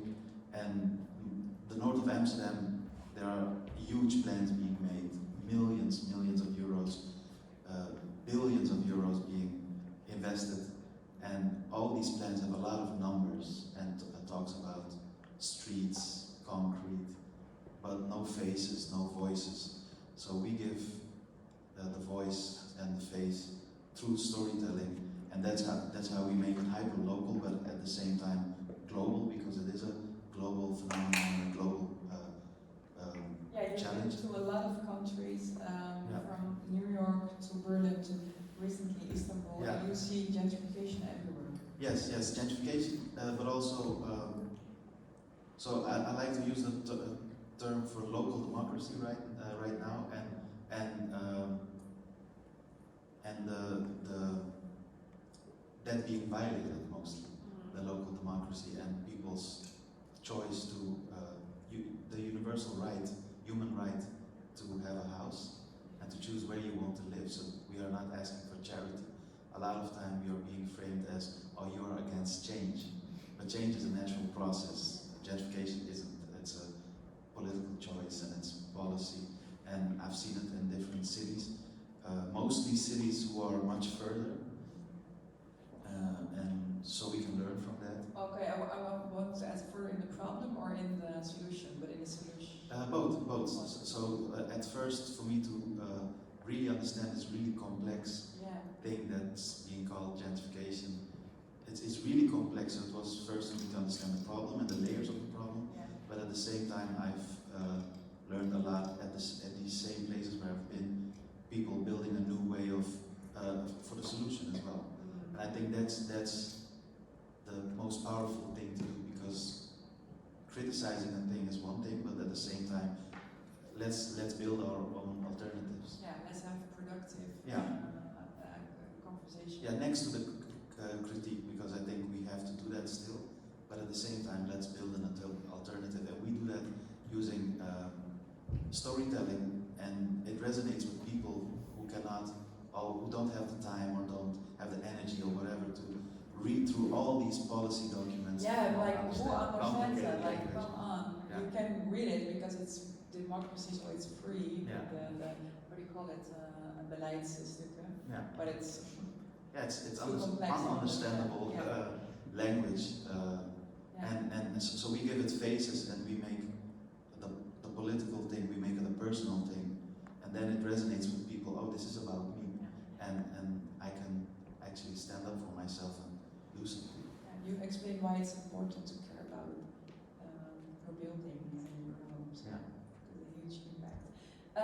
We go to your second choice, which also would be my choice. It's a series, not a movie, and it's Beer Başkadır. It's a Turkish series, and I really recommend everyone to see this. It's the English trailer, so it's with English voice, I think, unfortunately. I'm not sure what I'm supposed to be doing. We can just talk about anything you want. Like what?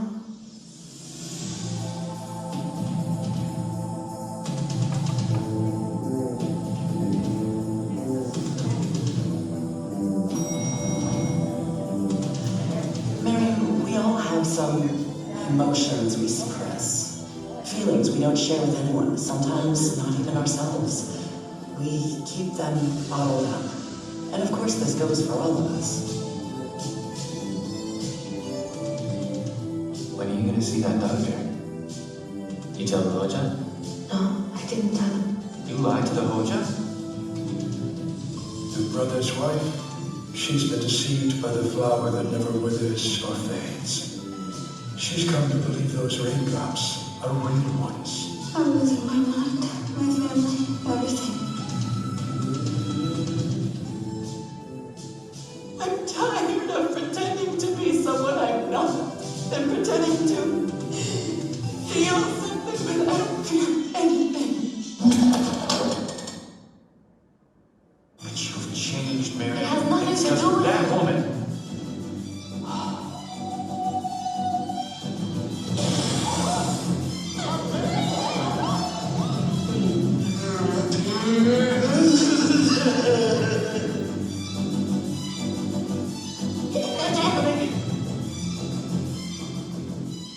I mean, someone who truly wants to believe will always find a way. I I swear you're really good at this. Sorry? Going around and around till you get everything where you want it without anyone even noticing. You sure didn't study 6 years for nothing.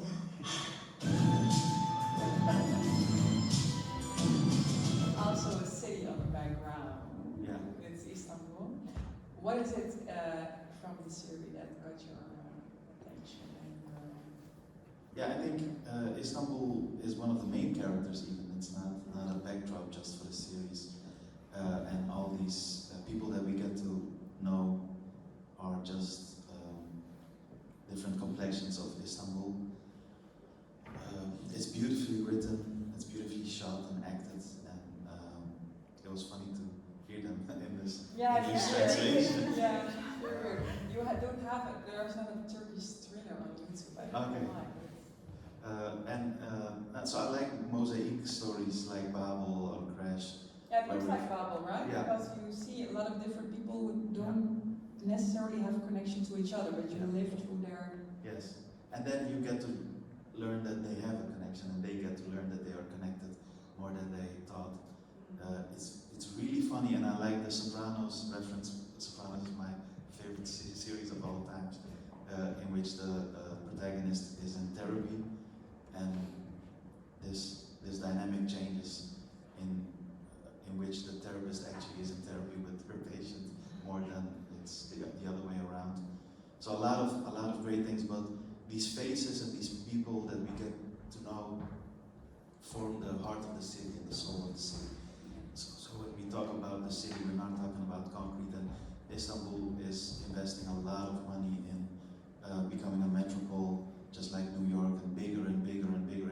And in itself, it's a city of 16 million people, which is the whole population of the Netherlands. So it's a much different scale, but they are still growing and growing. But at the same time, how can we, in the growth, how can we protect the soul of the city and the heart of the city? And these people represent that. And also what I like about it and what I got to learn in Istanbul when I was there recently is the very complex political situation and the position of Islam. I'm also a Muslim, and I really liked all these mosques and the azan and just being a very natural thing in the city, which I totally don't. Yeah, you say nobody looked strange. No, nobody looked strange yet me or asked me where you're really from. They all assume you're Turk. Yeah, and you belong here. You're here, you belong here, welcome, and very kind. But at the same time, I was there with people from the municipality, which 90% of them weren't Islamic. Very kind people, but in the informal talks that we had, sometimes I got this unsafe feeling that I cannot be openly Muslim with them. And it was really it's what you see in Turkey, that if in Turkey you get to the high, people maybe do not think about that because of the president who's currently there. But it's, how do you say it? Yeah, the Turkish people who think that they are progressive are like anti-Muslim. Really. Yeah, and they're looking at if you are Muslim, then you're underdeveloped, and there's so many Islamophobia and discrimination as well in Turkey. But I can imagine for you that it was not what you thought that it would be. Yeah. But we cannot forget that, like in Turkey, it's only now, I think, for 10 years, you can, as a woman, have a headscarf and work and go to school. Before that, in the 80s and the 90s, it was not possible. So you had to move to Hungary to do that. So there is a lot of Islamophobic history, and this series just shows that in the best kind of way. Show don't tell, right? Yeah, show don't tell, and let the viewer judge. Yeah. And I really like the place that the lady with the headscarf takes in the whole story. She's the character. Yeah. When does that happen? Exactly. Yeah. We will go through the next slide. But this is the very ignored graduate school. This is a very, very, very cool picture. It's taken by a great photographer from Yeliz Çiçek, which is the hip-hop photographer from the Netherlands. This picture was taken in 2015. This year we made, a new version of this picture. But I'm still very proud. This was actually meant to be the cover of my album, which I was working on at that time, which was 4 years before we started Verdedigd Noord. But I still had it in stock and never used it. So when we started Verdedigd Noord, I used it.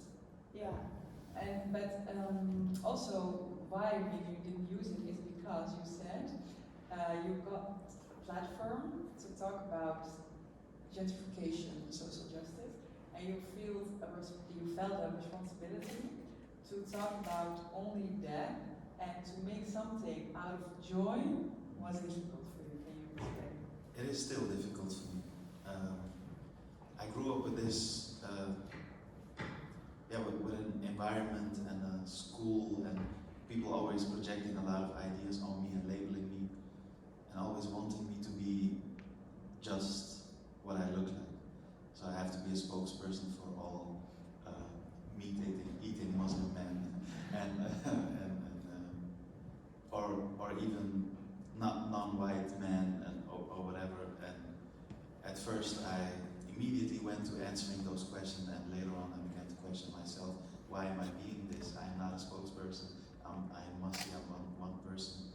And but a lot of my work still was about emancipation, was about fighting for your right to a life of quality. But to me, I've learned recently, joy is in the center of my quality of life. And I didn't allow myself to have joy. So for instance, I made, 5 years ago, I actually finished an album with a lot of fun songs, but I didn't release it because I thought I didn't deserve it, especially in times like these, especially when you're at first known as someone who fights gentrification, fights inequality. Do I have the right to be openly happy? This is a question that really, consumes me, and still it does. But this year, I very slowly dare to release some of that work. And allow myself, but it's still hard, allow myself to have fun and experience joy. But it's hard. Yeah, like I said, I'm glad that you did, because we have your song. We actually went on vacation with all our friends to the beach, and then you said like, I have so much thrown. And it went out that day, I think, right? Yeah. And we danced a lot on this music video. This is Massih and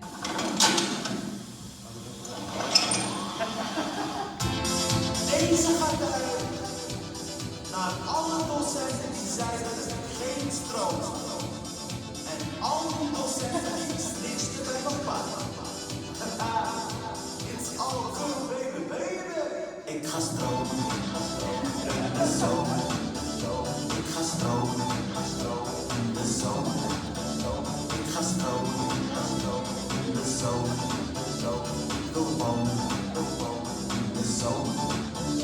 Eerst de kappen, dan de kalver, dan ben ik niet meer een half.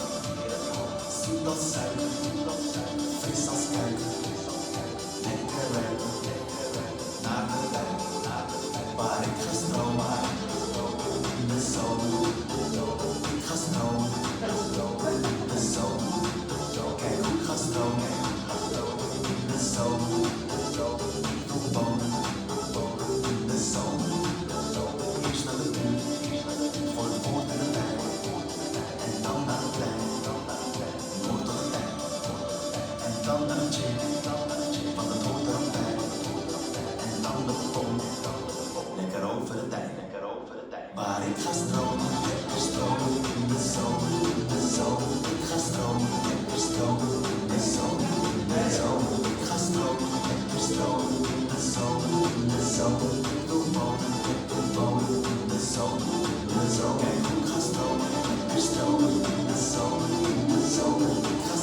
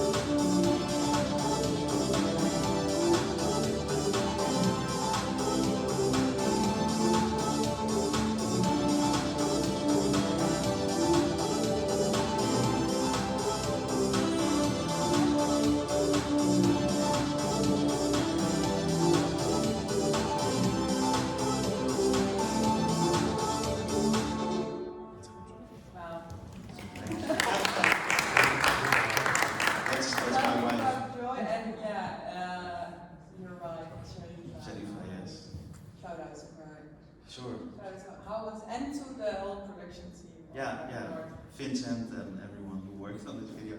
I always wanted to make a video just exactly like Rock With You from Michael Jackson, so this is my You impression. did. Yeah. I think you had a lot of fun making it. Yes.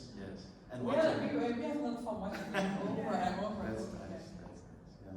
We heard a little bit like Runa still in Yeah. the song. Yeah. So needs to be little but it's very great. And how is it for you to claim this as well? Hard.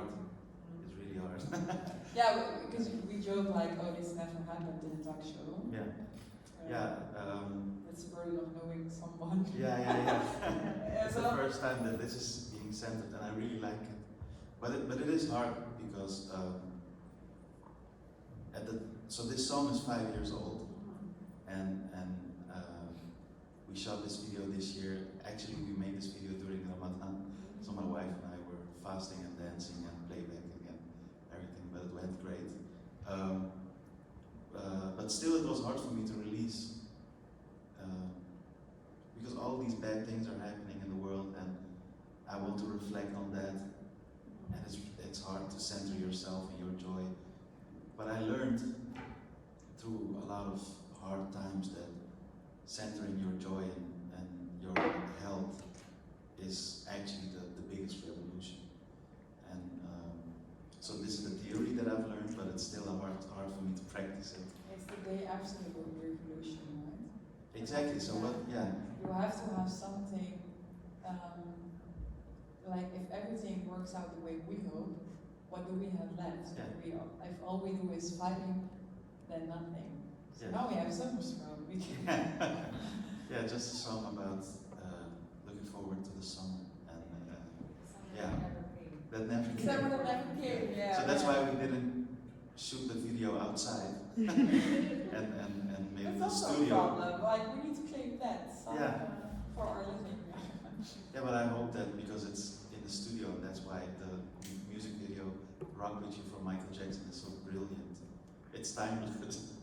It's not in a specific place or climate or whatever. It's just joy. Yeah, may I say also the visuals and everything. It's so very, very good. And also I think it's important to like give artists the how do you say it? Credit of like being that, and also knowing like all these other things. Like we talk about it a lot. That artists are very much put away as, oh, you make art so you would not know about this or political that. But every form of art, every hip hop maybe I think is about neighborhoods, about political environment, and we need to take artists a lot more serious. I think that we can all say maybe that we developed the other skills so much to let people know we are intelligent as well, so blah blah blah, but then lack our creative side and don't make as much of productions as one because we have to write columns. Do you agree? Yeah. This is the conversation we have all the time. So at one half of the story is that you want to be taken serious as an artist. I like the way you introduced me, that I'm a musician and a producer at first, because I produce my own songs, and you saw me being this one-man band, and I really wanted to center that in this video as well. Like I really play these instruments, and this is an ego thing for me, but I really want to put it out there. But at the same time, I'm not just your entertainment. So after I play the music, give me a seat. Yeah, you're also the professional, right? And the person who knows. Yeah, and I can consult you about how to design cities and how to keep it inclusive and enduring. I really loved this conversation. I hope you did as well. We went way over time, sorry, but we started late maybe, so that's we will talk. Thank you very much. Can I have a big applause?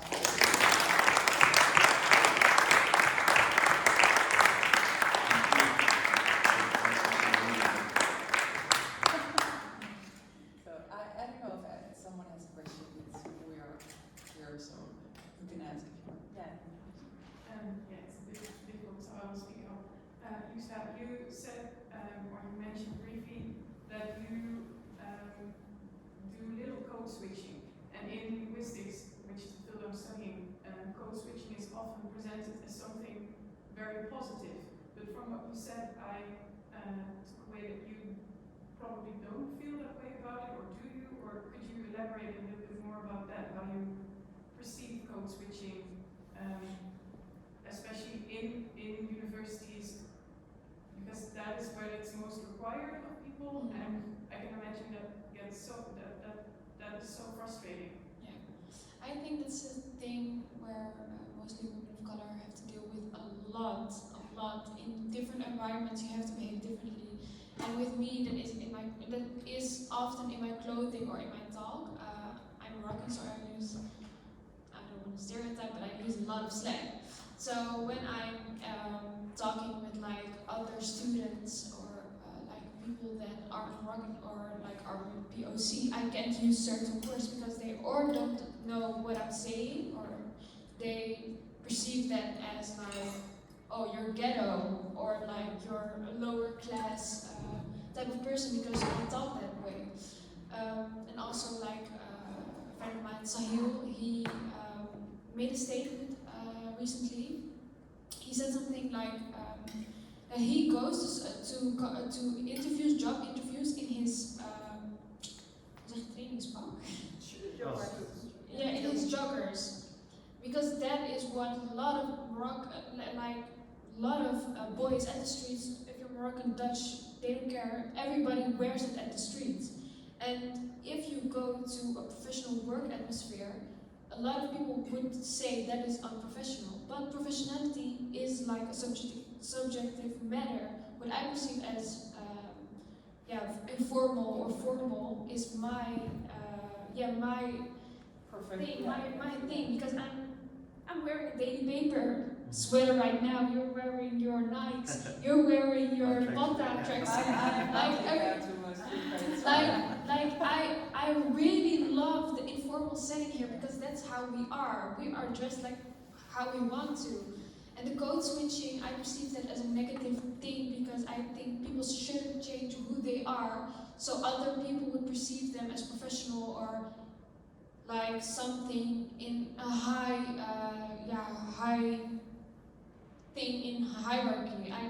I just really hate code switching, and that's something I really don't do only in my language because it's also like a thing of respect, because that's what my parents taught me. I don't see that way, but like that's why I perceive it negatively. But do you hope then that will also change in the future, that in 5 years' time we all feel relaxed to speak the way we would speak everywhere in all contexts? Yeah, I think that's something that is happening now already, like also in the marketing world especially, where things aren't as formal said as they used to be, that like street slang is being used as some type of advertisement. I think that will be implanted in the future by younger generations into formal atmospheres, because like a lot of young people right now are bilingual and are using their migration background into their daily lives. So I think that will be implanted into like formal atmospheres. Yeah, and talking about the journalism, what I was thinking about when you asked the question is, I know also from the School of Journalism that they have, because it's very much a Randstad region only, a course for people like me. I come from Eindhoven, Brabant, or from Limburg, to have a course of how to speak ABN. But why do we call that ABN? Yeah, like we are all ABNs. That's also a kind of interesting thing that I want to hijack here, like to talk about. Like, why is that?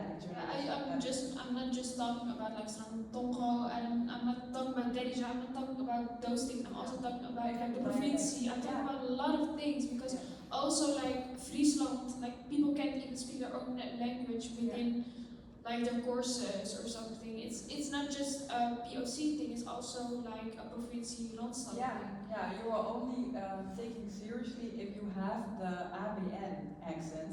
And my brothers joke me about it. They say, if I re-listen to your podcast, you have a completely different voice. You have your Amsterdam voice. And I'm like, oh shit. So I do that. So I code switch in my audio making. Yeah. ABN is it's interesting for you as an expert. It's like the professional language of Holland, and it's talked mostly about the big cities like Utrecht, Amsterdam, Rotterdam maybe as well. But like I'm from Eindhoven, so we have an accent. So they think that we are Belgium because of we talk softer. We don't have the we have the. It's like language. If I can switch back. If I talk with them, I talk in my ABN voice. If I talk at home, I have my Brabants voice. So it's the same here. Because you maybe didn't know. No. I don't think I have the ear yet for you will try if you want. Yeah. I think it's called King's English. Yeah. Oh, establishing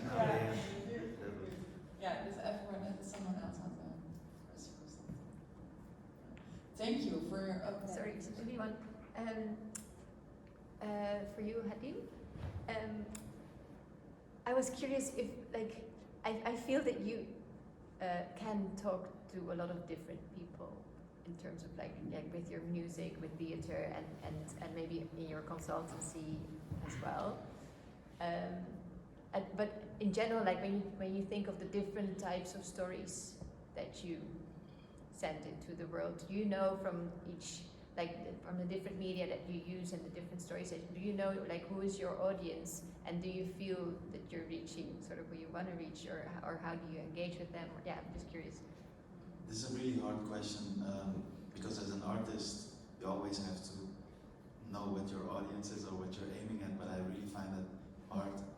So when I look at my only social media platform is Instagram, so when I look at the statistics and I see this age, so it's between 18 and 50. So this is the most practical answer I can give you. And they're mostly from the bigger cities of the Netherlands.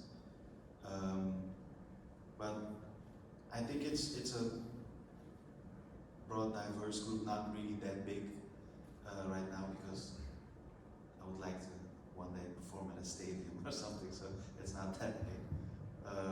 But I reach young people from the Generation Z in the north of Amsterdam, as well as politicians from The Hague. So that's nice. A pretty nice range. But it comes with a burden, because I like when young people from my neighborhood reach out to me and talk to me and tell their opinion on the work that I do, or give me advice, or we can help each other out. But I don't really like to be approached by politicians from The Hague, because they are really disrespectful, and they don't even know that about themselves. So yes, that's the burden of the blessing that you always talk about. But yeah, and I don't want to think about it as if I have to formulate an audience and that's it. I just put the music out there that I would like to listen to, and I don't focus on not yet on streams or views, etc. Because it's really I'm in the margins. I'm not dependent on that. Fortunately, yeah. I'm not sure if that's an answer. Yeah, no, it's interesting to hear. Yeah, also, and for the cause, and for myself, and for people, but always thinking about, okay, this helps me, and how can I help one other person, or maybe more people.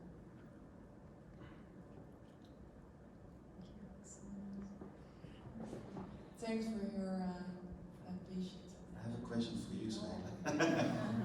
If you have patience to sit some minutes more. So with Fufundados, you're building your own production company, media imperium, inshallah. And doing it really independent. Yeah. We are trying to do the same thing. What do you think the future is for independent independence, but I see this movement around the whole world, in a lot of artists specifically being independent, publishers, people, writers bringing out their own books, etc. So if this is a choice that you have made to be independent, will you keep it like that? How do you choose which collaborations you work on and which not? And what is the future for independent makers? Yeah, big question. I really believe in having your platform independent. We have for Nederlands, it's an audio production house for young females of color outside of the region as well. But we are also, we learned, we were always 2 steps behind because you don't have anyone to guide you, you're really on your own. I'm with my good friend and partner Yeliz Çiçek, who's a great Dutch author and podcast maker, I forgot, I haven't seen your name. But we also learned to think business and to be business, and just as Youssra, I also worked with the correspondent, I also write for the Parole like you, and I also reach out to these institutions because I learned that even though I was working at a government job and made my own production house, my own podcast, it was still not enough for like to get the media attention that I needed. So when I got the job at the correspondent, they were suddenly, oh, okay, then we see that you have a kind of, how do you say it, a level, a niveau. But what I did with the correspondent was so much less of what I do with Fufu, because at Fufu, I am the director of our, we also make audio documentaries. We're making one now with Leiden, that's really great. We are the presenters, so we talk, we represent. We are the producers, we, how do you say it, prep or audio engineers or table hostess, everyone. So you are every function in one. So I learned so much about that, and my brother told me like recently, like, yeah, you are a director, and I'm like, a director, and I'm like, no, and yeah, from your own stuff. So you think on that level, and I learned everything I know, even this, what I do now, very comfortably. I like talking, as you will have noticed, but I learned that all from being independent, and it's less anxiety because we do it ourselves and we have no filter, we can say whatever we want. And the blessing of that burden is that we are being applauded, and that we have audience, and that you all like to listen to us. So I believe that there is a lot of power in it, but not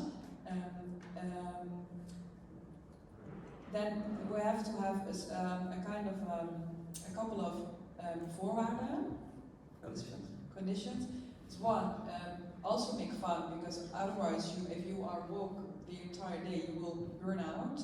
Yeah, it is, or being, two, no business, and also, but if not, because I'm not good with statistics and economy, blah, blah, blah, hire someone, so give money and get money back, and just think very, business-wise. I'm going to work with them. We're working now from our audio documentary with an organization who is completely white and not understandable. We do it because we need to, and we get a little bit of money to make, and then we have another great documentary which will pick up others. So it's that, and I think that we need to help people who are doing that, grassroots. And also what you find is we all deal with stress, so you can also have fights in between. That's also so I believe in that, but we need to help each other. And then I think that we are equal partners from Linda, from everyone. I think that as well. We are all our own platforms. So I really believe in that, but not with the conditions that I talked about. So I hope that in the future you have the choice, you know? So then you have the choice, like I can do my independent things, I can start my independent, I have my independent platform, email, listing, whatever.